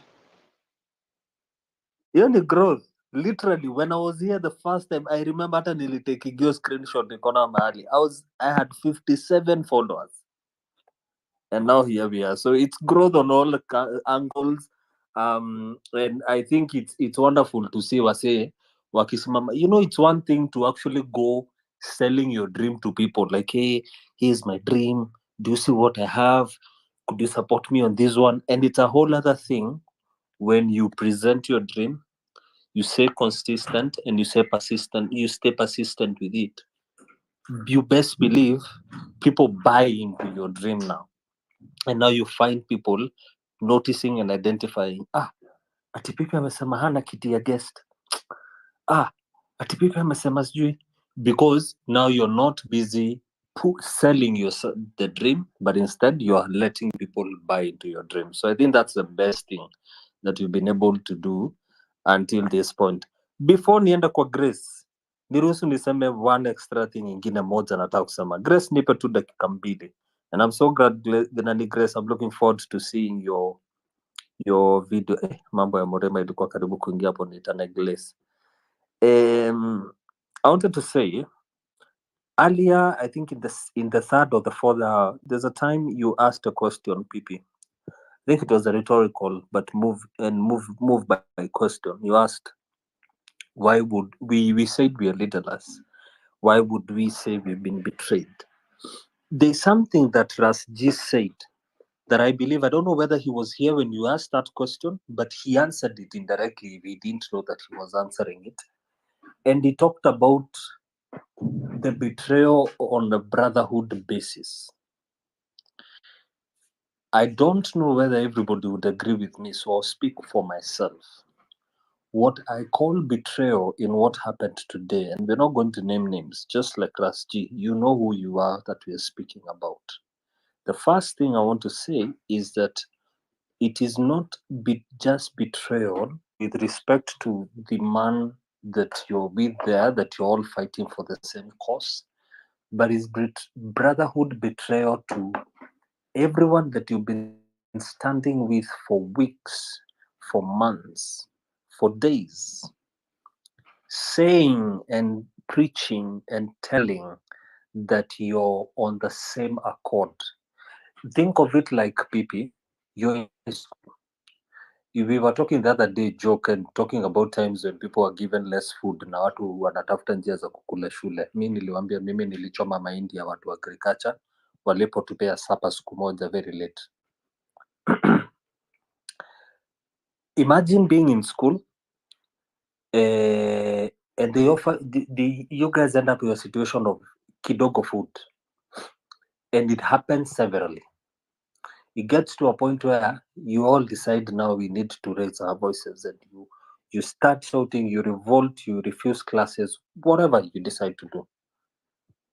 And now you're told, let us go and meet in the dining hall, and you can tell us your grievances. During the entire time of raising our voice, I, DK Gift, was among the first people there at the forefront, telling all the students we are together, we cannot be sleeping hungry, we cannot do this, we cannot do that. And then when we go into the dining hall and we sit down, and now we're in front of the teachers, and we're in front of the management of the school, not a single word that comes out of my mouth reflects what I have been speaking to you, my fellow student, for days prior to this particular day. What would you call that if not betrayal? Because this is not just about you speaking up about the other person who has been wrongfully treated. It's not just about that. In fact, I believe there is a lot of people, they're not talking just about that, but they're talking about 10 hours before, sorry, not 10 hours, roughly about 6 hours before you went and stood on that mic, your last tweet, and I'll read it to you, Pipita, because I do not like hearsays. Me, I only go with things that I go through.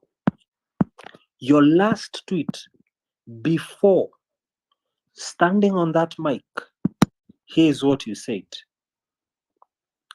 Niko interview, alafu nashtukia venue imechange to Bomas from KCC. Wanafikiria tutaenda impeach both of these clowns.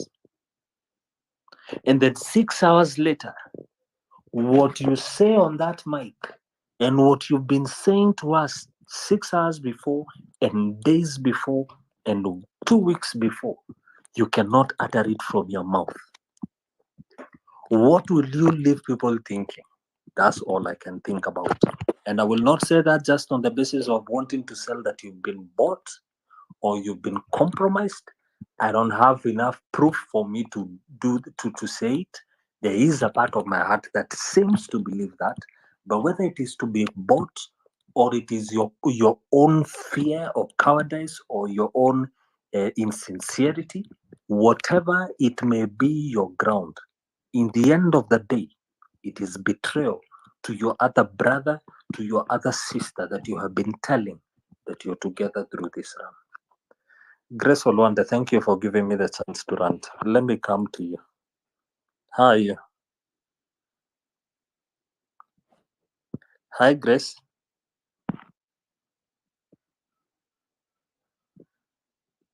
Ameenda, I hope I did not lose ameluere you. kwenda huko. Okay. Yeah, pole sana Gracie. Kuna mtu aitwa Mugala Muwe na haki yake mpya, Mugala Joseph Joshua ama ni okay, poleni. Poleni. Yo.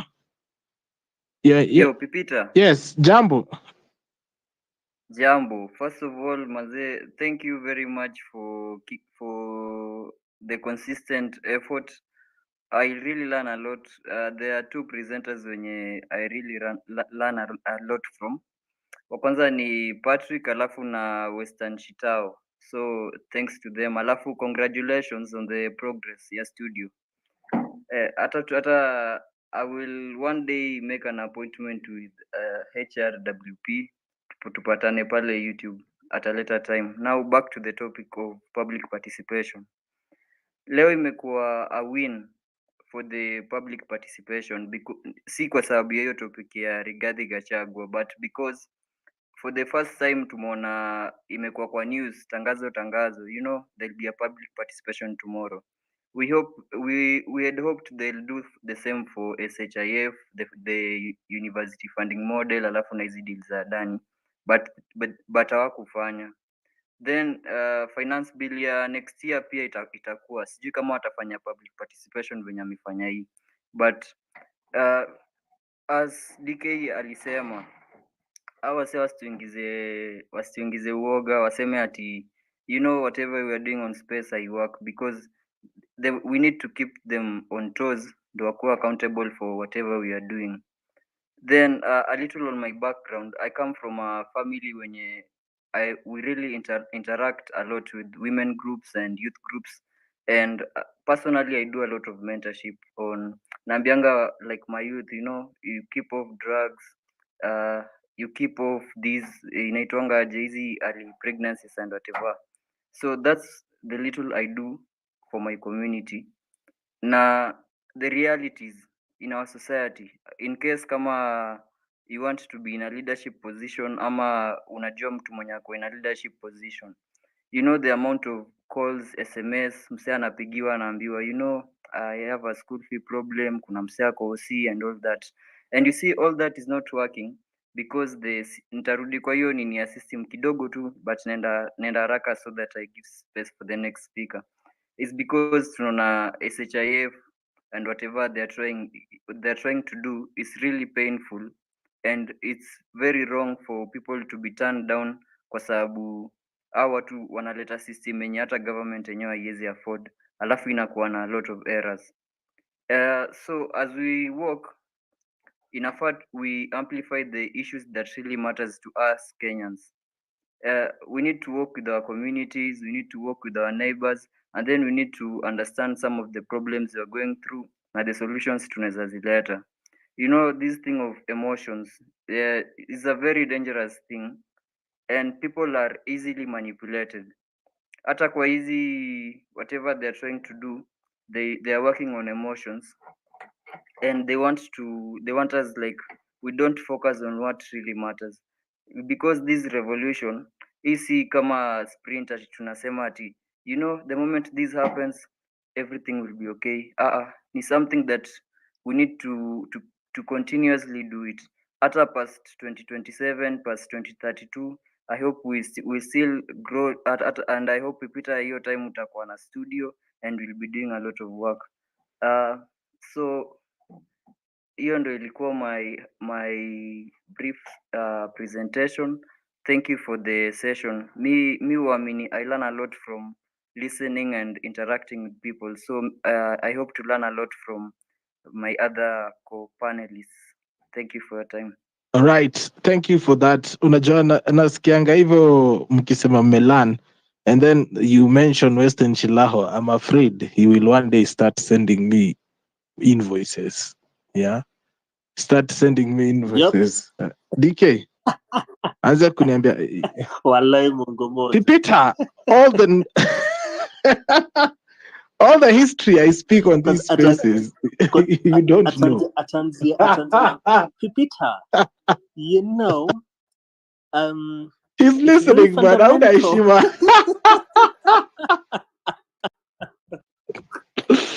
anaitwa Western Bwana Shilaho. Ladies and gentlemen, hii ni Home Run bwana.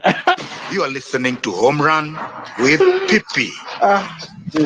Weekdays from 4 p.m. to 9 p.m.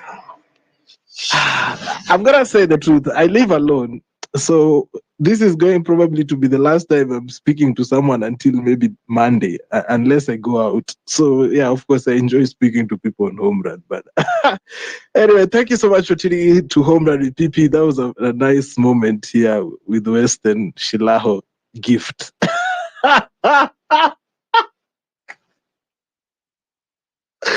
I'm on Evan. You're Nando Amoni. Jemo, how are you? Thanks so much, Mugala, for your submission. Yo, can you hear me now? Yeah, loud and clear. Fantastic. So, congratulations. And then let me just dive straight into it. Mimi mtu napenda kuongea solutions. There's a solution already that I'd like to chat with you guys. So today was a fiasco of public participation. You can't verify how many people spoke, what they said, what their opinion is. Fast forward, we already have a solution for that. We have a public participation portal. It's called McOure.vote. It's already online. We've been working on it for over 2 months now. There's currently even a vote, a public participation vote on impeachment of Gachagua. So when you vote, you can share, after voting, you can share on X and it will automatically tag the National Assembly. We've created a space also for Home Run with Pipita.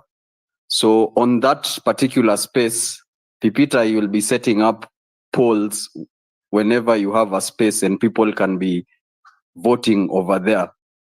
The system is incorruptible. It's 100% verifiable. I think I can post a link, then Pipita, you can share on the Apple Juu Metro. Initangwa nini? Nimesahau hiyo jina. But the whole, Jumbotron. The whole idea behind it is if we can consolidate all our voices in one platform, then we will be more powerful. So what we have created can accommodate all the spaces. Like hata space tuseme ya mtu fulani tunaweza mtengenezea akuwe akifanya poll zake hapo. And then all of us as Kenyans, we can all make our voice heard. Sababu if we can consolidate on that platform, then we've made such a big step towards winning this fight. Because we can't trust these guys. IDs, kuna mtu alikuwa anasema about kwenda campuses kufanya IDs. That's a very good initiative. But system yote ya ID na verification ni yao. System ya IBC ni yao. So what we've done is we are sort of giving the people, we are giving ourselves a fighting chance by creating our own parallel database of Kenyans. So I'd urge everyone, once we post the link hapo kwa Jumbotron, just hop on, put your vote, share it on X, and share the platform as widely as possible. I know the top question will be e-platform ni ya nani. I would like to say with 100% clarity, no one owns the platform. Everyone who uses it becomes an owner. So ukiitumia tu hivi, unakuwa na one vote. So if we are 1,000 people, it has 1,000 owners. If we are 1 million people, it has 1 million owners. If we are 10 million people, it has 10 million owners. So this is a solution that will be wholesome. It also has the capability of hosting a treasury.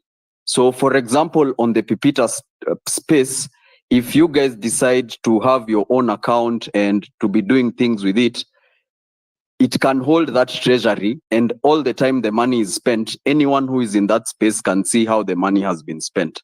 So it solves not only the public participation bit, but also transparency. I think I'll stay on for just like 1-2 minutes if you allow me, Pipita. If anyone has a question, I can respond. I'm sharing the link right now. Hi, while Jamo is doing that, I also want to break for the weekend, guys. Mko na heshima mzuri bwana. Muniache ningie weekend. I see we also have Almasalavasta. Hey, my God, na get right. Almasalavasta. Wa! Hiyo ni jina naweza pea mtoto wangu. Almasalavalasta lasta. Yes. Utameza ulimi. Before you go to yeye, I mean inaona tu I.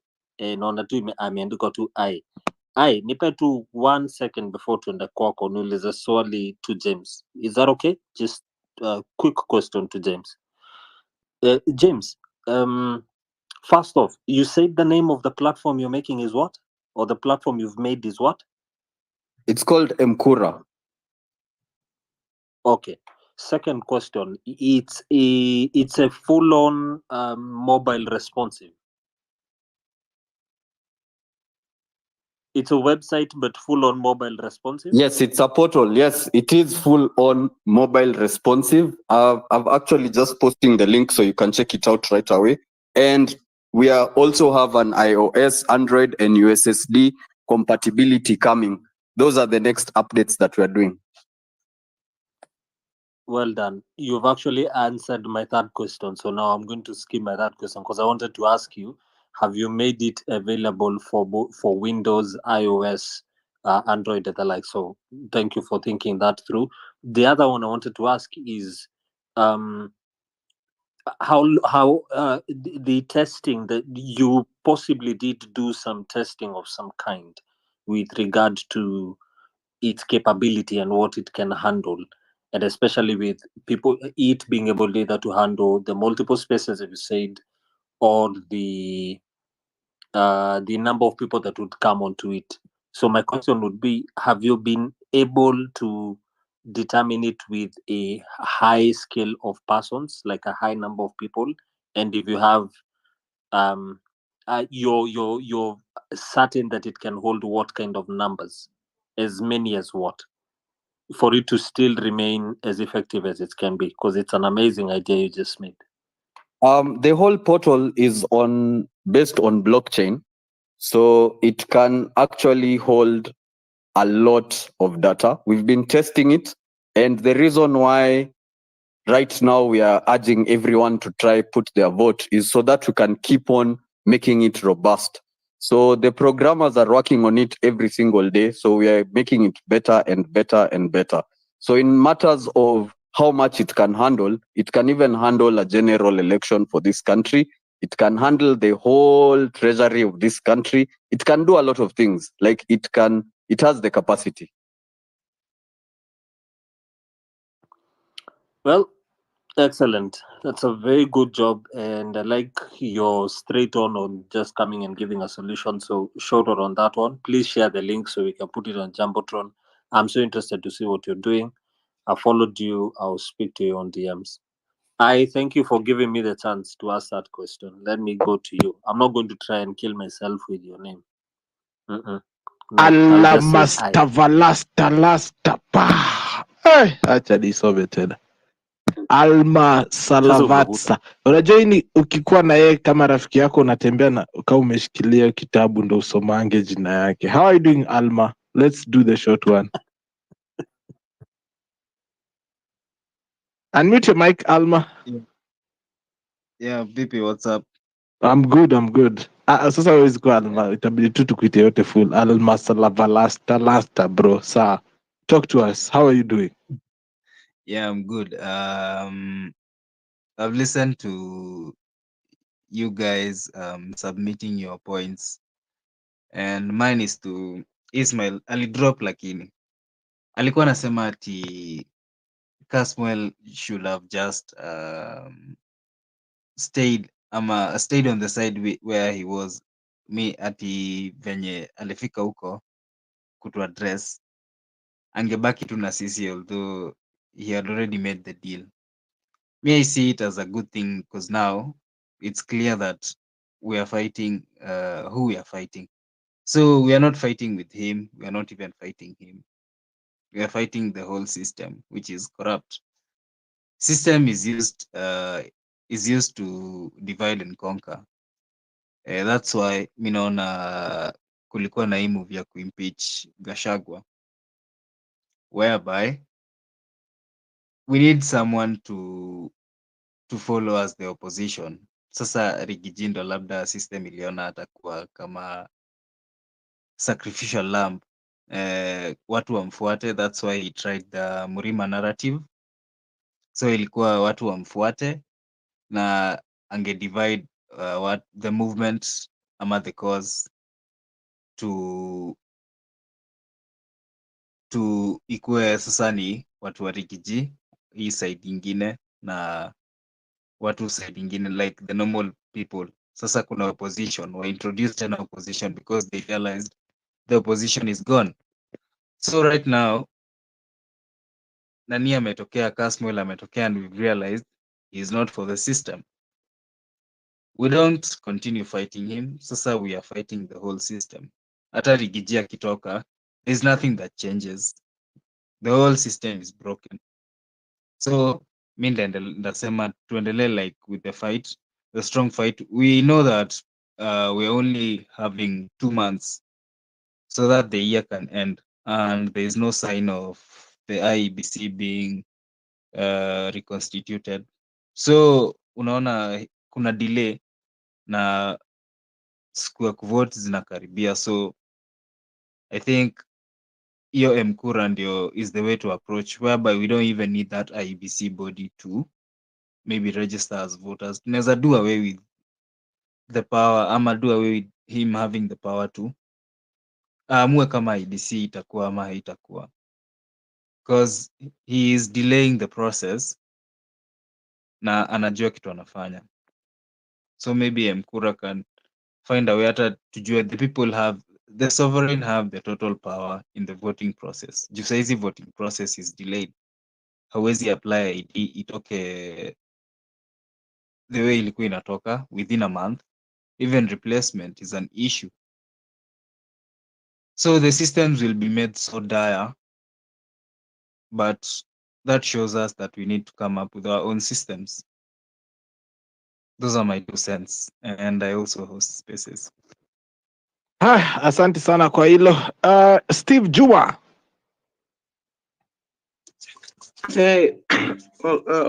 Patriots, mimi sina mengi Jambo. kwa sababu si jambo, unanisikia? I hope unanipata. Yes, thank you. Nakupata. Thank you. Mimi sina mengi because mixed of reactions. I'm full of mix of thoughts, complaints, and everything. I'm just overreacting on so many things. So I might not know actually debate hapa kwa sasa ni gani, but I'm a very angry man this evening considering the events za leo, na nimeona kwamba we still have a long way to go as a people considering the events of Bomas ya leo. Sioni kama kulikuwa kuna mipango yoyote ambayo ilikuwa imefanywa mzuri pale Bomas. Ili ilikuwa ni wanasiasa, specifically ODM, wameleta wale goons ambao bado they are still inclined to vitu za ODM. Walikuja pale kama wamelipwa. A section were paid, a section didn't know what to do, but they were there. But I'm happy kuna wale walijitokeza na kuongea mambo ya ukweli na wakasema face to face. From where is it? I defend Gachagua. Kama Ruto aendi, I defend Gachagua. Kama Gachagua anaenda, waende wote. Because nani ameua watu hii Kenya? Si ni Ruto. Kwani imekuwa ni siri? Nani ameangaisha watu hii Kenya? Nani anafanya hivi vitu yote? Ni Ruto. Leo tukifanya mambo ya public participation, walikuwa wapi na mambo ya finance bill? Mbona walituletea mambo ya nini? Ya participation ya finance bill. Walituletea mambo ya Adani. Wametuletea mambo ya ROR. Kwani hao wanasiasa wanatuchukuaje? I am happy, at the same time I'm mad that now mimi I pledge my loyalty to Morara as my president. Kwa sababu sasa imekuwa kwamba wale ambao wanasema ukweli hii Kenya hawatakikani. ODM waliorganize mambo yao pale wakapiga Morara. Have you heard any opposition talking? Hawako. Today they were in their constituents. Wakiwa na mashilingi hapo wanapea watu 500. Ati watu wa sign, sio wa recommend, sio wafanye nini. The murderer is Ruto and the murderer remain Ruto. Wakienda waende na Gachagua yake kwa mgongo yake. Hakuna biashara nyingine tunaongea hapa. Waende na waende na waende. Thank you. Mesema waende na waishie, waendange. Wacha tusikie hata wakufe pole, nimeacha point nyingine. Hata wakufe. Jamani. Thank you. Let's hear from Apapa Apaps, niaje mzee. I'm still recovering from Almasalavatsa, man. Mnakuwa na majina kalikali. Apapa. Anyway. Kama Apapa yuko Mkenya daima, how are you doing? Hi guys. Jambo. Mko poa? Mi kitu ya kwanza I want to say thank you for holding this. Although mimi ni mgeni sijakuwa nikinini sana. Thanks for giving us a platform. Another thing. Today I'm so proud with Kenyans Yaani unajua mwezi imepita ilikuwa ni wazazi tu, nilikuwa ni sisi tu mayouth, lakini leo nimeona mpaka wazazi wamechoka, like manze wamesema enough is enough. Mimi kitu naweza penda kuambia wasee ni moja, this fight tulianza haikuwa because sijui Gachagua ama nini. People need to understand one thing, our fight is against the bad government and its regime. Hii story ya sijui Gachagua na nini, hiyo ni yao, si hata hataki kujua ni nini wanafanya. Yetu ni moja, ashuke na rende yake yote. That's it. Sijui kama mnanielewa. And another thing nikuja kunotice, hii story ya watu kunini hapa sijui Twitter, tunaongea sana Twitter, lakini hatutokei kwa ground, haisaidii. Wacheni wasee wakisema wanatokea, tutokeeni, let's be on the ground na wale wengine. And another thing, wasee tukuwe careful sahi. Juu ikiwa kama huo ni mtu mmoja ashanunuliwa tayari, hatujui nani mwingine atanunuliwa. Na hatujui hata maybe hata watafanya nini, but one thing naweza sema tu, na naomba sana huyo Morara wetu achungwe, na sijui kama ni bodyguard tutamwekea juu, man, this is too much. I think that's all for me. Haya, asante kwa hilo. I want to hear from Hassan Kula.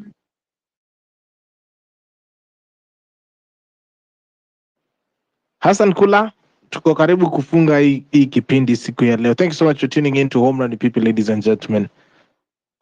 Kama Hassan hayupo kwenye mic, I would go to the last one. Can you hear me? Yes, I can hear you.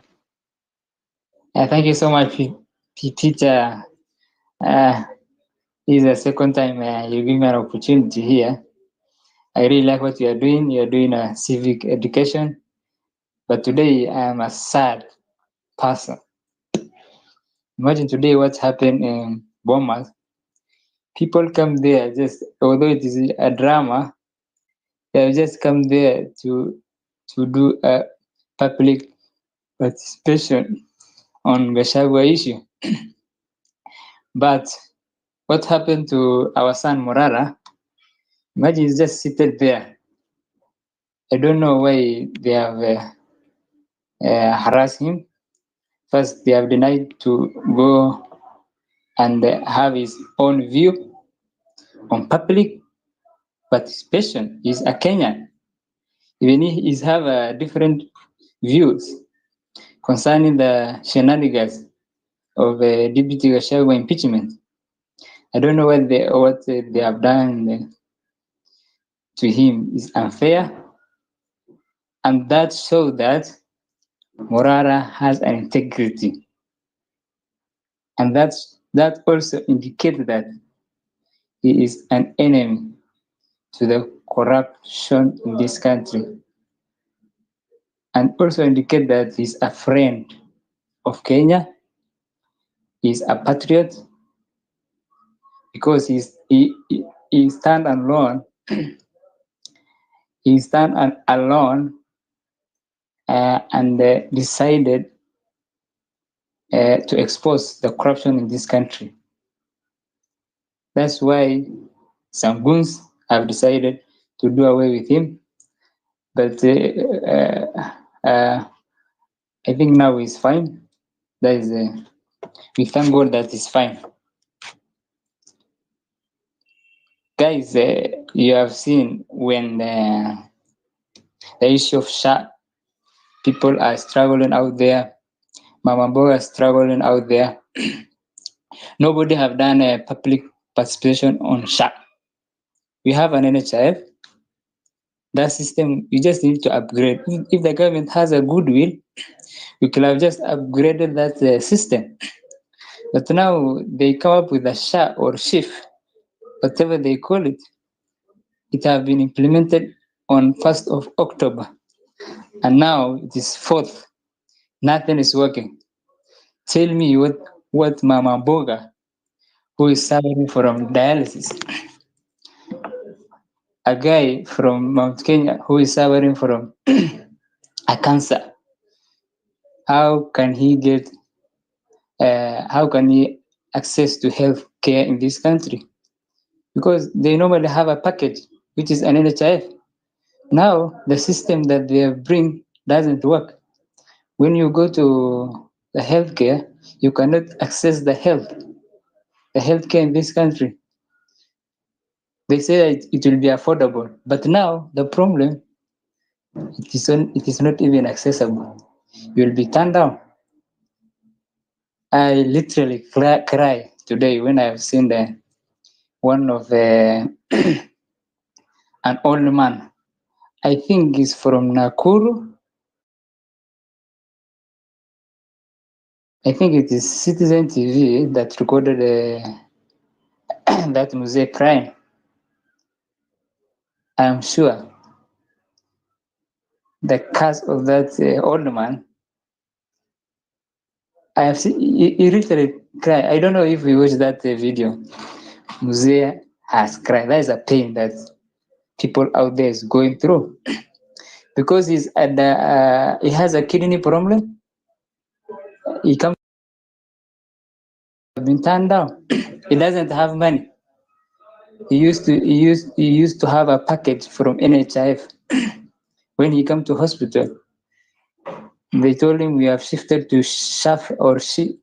It doesn't work. They have never, our parliament never bring public participation when that thing have been changed.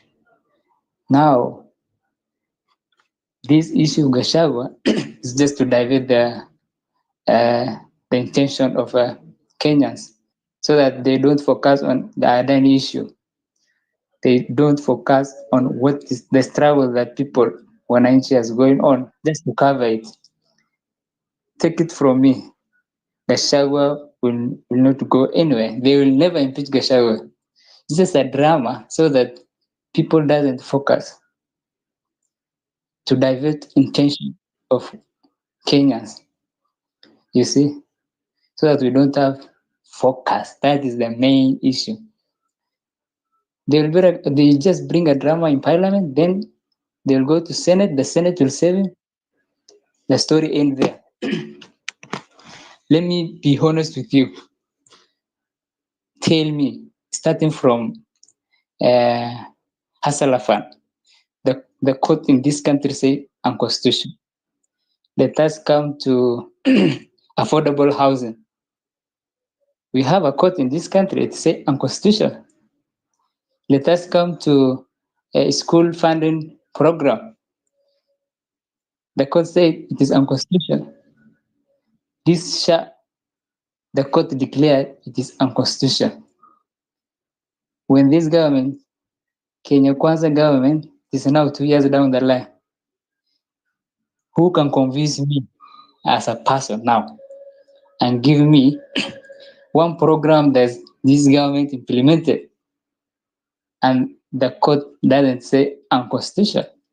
All the program that they just come up with it, the court in this country say unconstitutional.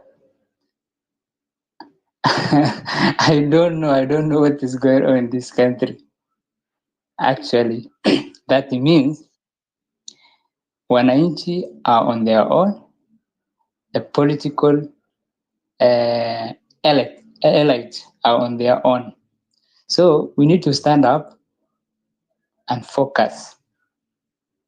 We need to learn from what happened in 2022 general election. The issue of Mtuetu and Kenyans, they have one problem. When the time of voting comes, they don't vote with brain. They vote with, I don't think Kamani, they don't vote with brain. They vote with emotion. Unahurumia mtu. Ati MP, wacha tumvotie ni mtoto, he doesn't have father. He's a single mama. So that we vote him as our MP. How can you vote on emotion? Unavote na roho aje? You have to vote with your brain. God give us brain. We are not animals. We need to think. Most of the youth say that politics is a dirty game. Look now how Kenya have turned to, sorry to say that now it has turned to a banana republic. Nothing is working in this country. Actually, for Mama Mboga, actually for Mutia Boda Boda, they are now really suffering. So when the times come, we need to learn from such issue. Mtu asikuji akupatie 50 bob, 100 bob, 1000 bob, akwambie univotie. What is wrong with Morara if he said, can I run for a presidency with this party? He come up with a party. Let us fund him. If you are man enough, come forward and say, I want to run for a presidency. Guys, support me.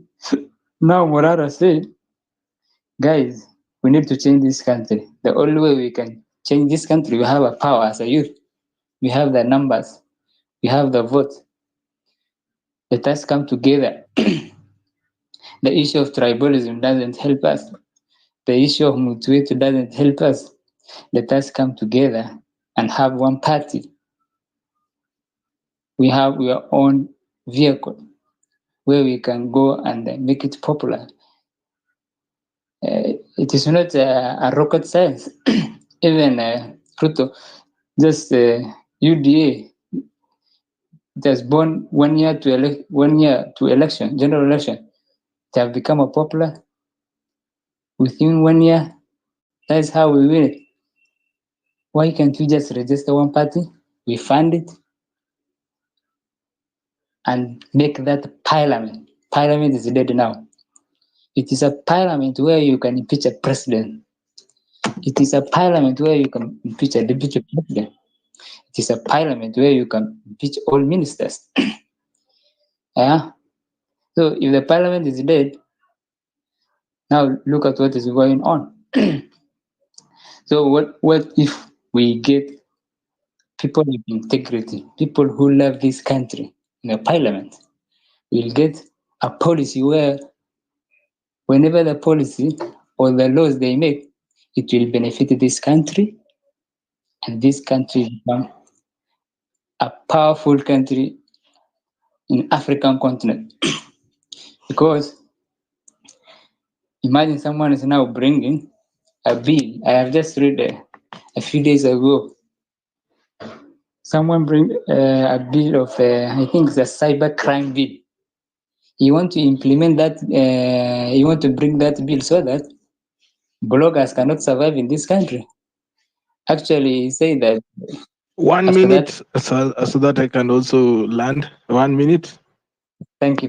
So that bill, when it passed, our bloggers will have 10 years in prison and 20 or a fine of 20 million. That is how they want to end freedom of this country. Do you need that? Do you need that policy? No. So continue. Deacon, I hope unasikia Hassan because I have tried to remove this other guy. Yeah. Namsikia bado. Okay. Yeah. So all I'm Right, Hassan, just go on. About 1 minute. Okay. Thank you. All I'm saying, what Parliament is doing, they are doing opposite. Instead of coming up with a policy that helps this country, they are doing opposite. Look at when the issue, the court said that the CDF is unconstitutional. They all come together. They run to media, wanapiga kelele because it touches them. But when a policy, they have never come up with a policy that helps wananchi. So it's upon us. Stop fighting one another as a youth. Mshikane pamoja. Let us fight and bring a better Kenya. Thank you, Pipita, and continue with the same spirit of civic education. All right, asante sana Hassan. Ladies and gentlemen, I have been, even as I explain here, I slept at 3 a.m. yesterday, finishing the edits of that video that I'm supposed to release today with Grace Olwande. Seems like I'll have to release it in the morning. I was supposed to finish editing it. Space imekuwa ikinisumbua. So I have been working on my friend's computer. Sasa nimetoka kwake 3 a.m. leo. Alafu tena I had to wake up and go to town to find these things that you're seeing, mambo ya viti ya studio, mambo ya lighting, nini nini. And yeah, so I'd like to just say it has been a very long day. I got to the house around 5 and then I got to the show directly. So I've not rested and it's around 10 p.m. Yeah, and I need to rest. Najua kesho kuna home run extra with the DK gift. Of course kama hatakuwa nitakusimamia DK gift. Okay, hiyo ni promise. Yes, yeah. No. Okay. Yeah, but we'll be here for home run extra tomorrow. So don't you worry if you don't make it to the mic today. Tomorrow 8 p.m. we'll be live here until masaa za usiku kabisa. Yeah, and also, ladies and gentlemen, I would like to say that Home Run PP is a show that has been maintained and supported by you, the listeners, so that we can have that independence of voice. And through that is why you see that number that I've shared up with you. That is the Tipja line 0721948229. So basically, when you see anything I share about the studio goings, nini, it's basically that Tipja line. Ile amount yenye unawekanga hapo ndani 200, 300 is what I pull together and inafika a reasonable amount. Naweka kama ni kiti kama last kwa hii shoot hii video tuna release na Grace Olwande. We were seated on a plastic chair and a broken green chair. And right now I can say tomorrow, when Nili bring it up with the listeners, tomorrow our guests will not sit on that. So it's a positive move, yeah? So I celebrate that. So kila mtu mwenye anapenda kazi yetu, don't you stop ingia pale hivi kwenye show yetu to support. Of course, ningependa kuambia ukweli hivi kazi ya civic education is not easy because you're not drawing any salary. You might think, oh, PP is building and it's looking good. No. It's a lot of work. You live in a life of constant fear. I don't remember the last time I sat in my house without locking the house with a padlock. So even when people want to find me, they have to call me and ask me if I'm home because nimejifungia na naongea kwa room huko ndani because I can't risk people showing up in my house. So yeah, we live in constant fear. Part of the reason why I have maintained my consistency is the fact that I don't trust myself being in the silence now. It is quite risky at this moment. As you can see now, they're being very direct and being very violent. So I limit my movements, of course, public interactions. Zenye ninaona ninaweza vurugika na kaa nyumbani because now we are going through a very tough place in our lives as a country. So everybody who is also involved in this, be safe, be careful. You see what they did to Morara Kebaso today. It was an act of violence, blatant violence. That's all I'll say. So I want to finish with only 3 speakers. Muniache tu nifungie hapo, muingie pale kwa Tipja, munisaidia hata kulipa fuliza. Hizo vitu zimenifuliza. Dezina, DJ Cheesy and DK Gift, we call it a night. EVE, talk to me. Sasa mimi yangu ilikuwa kwa DK lakini tumechukua long before we reach him. Now DK, me and you are good people of conspiracy. I'm going to keep this short. Now, do you think that for Kasmuel, he literally just read the room and said, if I am of this opinion and I want to stick to it, I'm putting myself in danger. And let's just go with the flow for now and see let me live here in one piece. Because already they set the stage for anybody with a different opinion was going to have hell in that space. And being that those MPs have a personal vendetta with Morara, they said, okay, fine, we're not going to give you space to speak. So I've been on the listener panel thinking and trying to really see this from a different angle when it comes to Kasmuel. We might actually see that he actually for when forgo our movement's principle. But I think for him, he personally just read the room and said, okay, if I want to leave this place in peace with my body intact and well, just leave the room, say it as passionately as I can, and say what these people want to hear. Because at the end of the day, sometimes we really just do something for the sake of our own safety. That's what I wanted to put through. Okay, thank you. I'll say two things so that I can go to DJ Cheesy.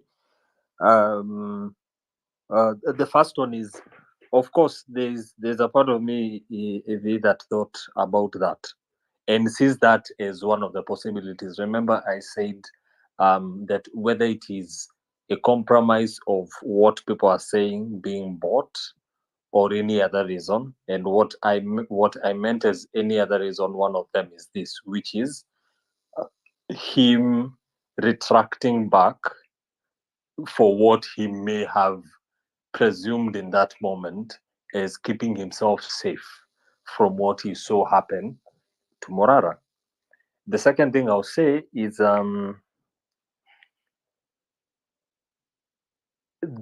that is where I first see the place of betrayal in this sense, brotherly betrayal in this sense. If you will decide to stand in front of the oppressor, the person you've been calling oppressors, or the persons you've been calling oppressors, and choose to keep yourself safe rather than say what you have been saying along with your brothers throughout this time, then I think that becomes now selfish. And especially if you're putting yourself in a place that, whether you have actually been given the label or not, you are a leader. You are a leader, period. Because you've been standing at the forefront. You've been speaking to represent the people.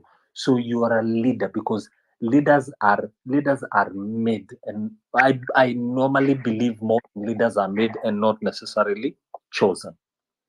The third thing and the last one I'll say, and this one is me as a DK gift and not necessarily for every Kenyan, is, and it connects to the second point. If it be true that you have retracted back, not only speaking in terms of saying Ruto must go or impeach them both, but even in pressing on as you have been pressing in media houses and the likes, if you will be a person who is led first by fear and selfishness rather than selfless, then you're not someone who I look at as a leader for me.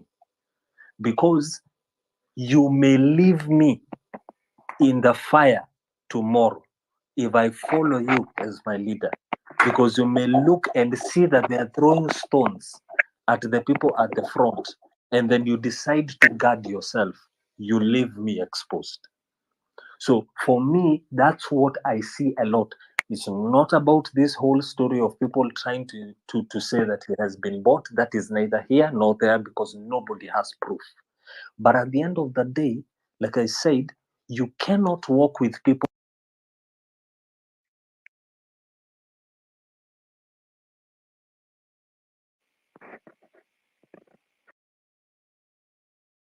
We DK Gift, kwani umefanyiwa nini we? Ala?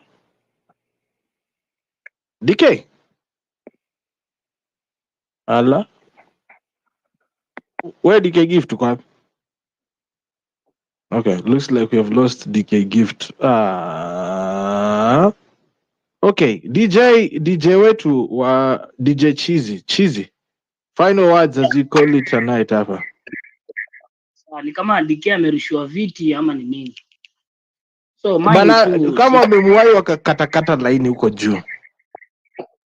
Ni kama amewahi hiyo fiber yake, but yangu usikai sana.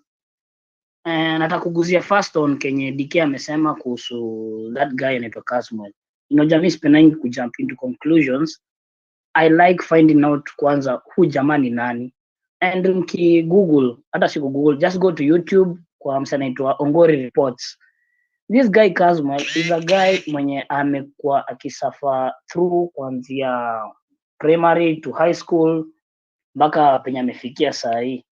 And I'm not saying this cause I'm maybe judgmental ama niko na chuki na yeye. Just go to a YouTube page inaitwa Ongori Reports. Ongori says that this guy akiwa mdogo, he used to have a kind of disease inaitwa bipolar disorder. Unaweza ucheck pale. Wakati walikuwa high school, donors from majuu walikuwa nakuja kulipia watu school fees. Kumbuki the high school yenyewe. Yeye mwenyewe hataki kuji-associate na watu wako na the humble background, that is the poor background. Watu haikuja kutafuta students wa kuwalipia school fees, he to run away from class. Hataki kuji-associate na the poor people. Then kuguzia the what Hona Hassan amesema kuhusu the NHIF. This guy ndiye amefanya hata nimekuwa sipati usingizi poa. Hiyo Kenya Hassan amesema this guy alikuwa NHIF ana suffer from figo, disease ya figo, which it needs a dialysis. Akiwa NHIF used to cater for the services na treatment. But saizi akienda, is like he went 2 times last week. Last week alienda kakatazwa akaambiwa NHIF haifanyi, iko out of service. So this week alienda, Citizen ika air. Each dialysis costs 9,500 and huwezi enda dialysis moja kwa wiki, either 2 or 3. Hii nikakam kurelate na what DJ Kroba what anapitia wife wake. She has the same problem. Kroba wife yake NHIF iko na kita for the same services, but venye tu social health the SHA the shift thing imekuja imetokea, ndio hiyo he has to pay 9,500 for each dialysis, and you cannot go for one dialysis kwa wiki, it takes 2 or 3. Then kuguzia watu Mkenya Daima, the lady speak about watu kwa ground. Ukiangalia hii profile pic yangu, you may see that guy on a blue helmet. I was the guy mwenye aliruka kwa cruiser wakati nilikuwa nimeshikwa pale Milimani Courts. Ile mistake yetu tunafanya kama sisi wase waku, I'm not saying that X-Space is bad, but as much as tuko vibrant kwa X-Space, let us be vibrant pia kwa ground. Hii Milimani akishikwa, hii historia ya David Langat and the charges are dropped, tunasikia amerudishwa cash bila 50k, tulikuwa pale nje. Na wakati huyu jamaa ananyanyaswa, watu anashikwa, mimi nikasikia the policeman mwenye alinishika, nilisikia akisema kwa hiyo gari, hiyo cruiser, tupeleke hawa jamaa police station, tuwatandikie huko. That's what ingenipatia ile adrenaline. Sisi hapa natetea rights za wasee, wengine hata wako kwa ground, wengine wako kwa maybe blog, maybe kwa TikTok. Mimi nipelekwe police station nitandikiwe huko. That's what ikafanya niruke kwa hiyo cruiser, kwa hiyo gari. Kumalizia tu, please, as much as Morara pia anapitia hiyo stuff anapitia, do you know the moment hata tukiwa pale kwa ground akitoka kwa courthouse, walikata gari, the cruiser ilizuia gari yake kupita, akaamua kushuka through the windscreen, akarushwa tear gas right in front of me hapo mbele. That guy was all alone kwa barabara. There's a white car ilikuja, wakaambia ingie ndani, alikuwa na kohoa. Tear gas alipigwa peke yake. Nilikuwa naona Morara peke yake kwa barabara. Siamini that all those guys walikuwa namchia. Tear gas tu, hata si live bullet ama rubber bullet imeshutiwa. Tear gas tu, that guy was all alone. Tena leo nakuja na watch news, Morara anarushwa viti, hakuna mwenye anamguard, hata tumia hata kiti, hata use it as an umbrella ama kama shield. Ndio Kenya Daima amesema bodyguards wanafaa kuwa invested kwa jamaa. Huyu jamaa akiwa kwa ground, kitu kitokea ako all alone. Yeye mwenyewe amepigwa, nimeona ametweet that amepigwa kwa shingo, kwa kichwa and kwa usi, but he lives to fight on. What if the next time kitu happen itakuwa worse? Please, let's just tukue vibrant, tugadu jamaa. If we have hopes kwa mtu kama huyu, tukue na hopes with actions, not just kusema tu kwa words. Ni hayo tu, thank you. Asante sana kwa hiyo. I would like to call it a night here, but General Charlie, but General China, you're going to be my final submission for tonight, as I'm going to end it now and break for the weekend. I still have one more shoot tomorrow at 10 a.m. I need to rest before that. Haya, General. Yes, me, I don't have much to say right now. I just want to thank, like, this X meeting always give me a lot of energy and strength. If you said that tomorrow we'll have another meeting, let's sit down, strategize. Kulala unalala ukikuwa umefungua jicho moja juu inaweza umana anytime. We are still doing a follow up tu kidogo tujue bro anaendelea aje, ni sijui the extent of injury, but we'll know by tomorrow, tutajua venye kunaenda. Meanwhile tubaki tu tukua strong, ni team strong hadi mwisho, unity. Kijana wetu huo mwingine pia nimeona ameleta msamaha hapo, but hizo ni shida zake tu, kila mtu apambane tu na shida zake. Ukitaka kuplay north, kufanyia kazi taskis na unalipwa na Kenya Airways pia ni sawa, but sisi tuta remain firm, tupige shughuli mpaka mwisho. So I'm just thanking everyone, sina mingi ya kusema. Thank you sana kwa asante sana kwa kila mtu ambaye ameingia kwenye show yetu siku ya leo, DJ Cheesy and the rest who have also had the chance to speak to us today. It has been a great one. Asanteni sana. I would like to call it a night here on Homeland PP. Good night. God bless you. Have a great weekend ahead. And as always, as I tell you Kenyans, don't drink and drive. Social conversations, engaging topics on your phone anywhere. This is Home Run with PP.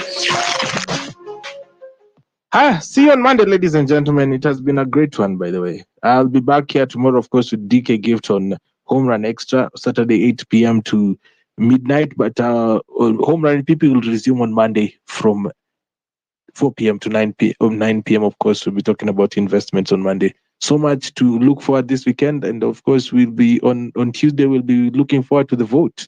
Where we'll actually be looking forward to the hearing, because that is when Rigathi Gachagua will also be going to be hearing what the people are saying, and also has a chance to defend himself. So many days to then, he might even decide and surprise us with an impeachment, with a resignation letter, of course.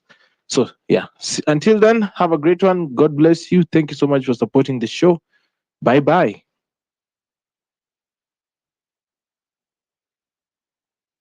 You are listening to Home Run with Pippi.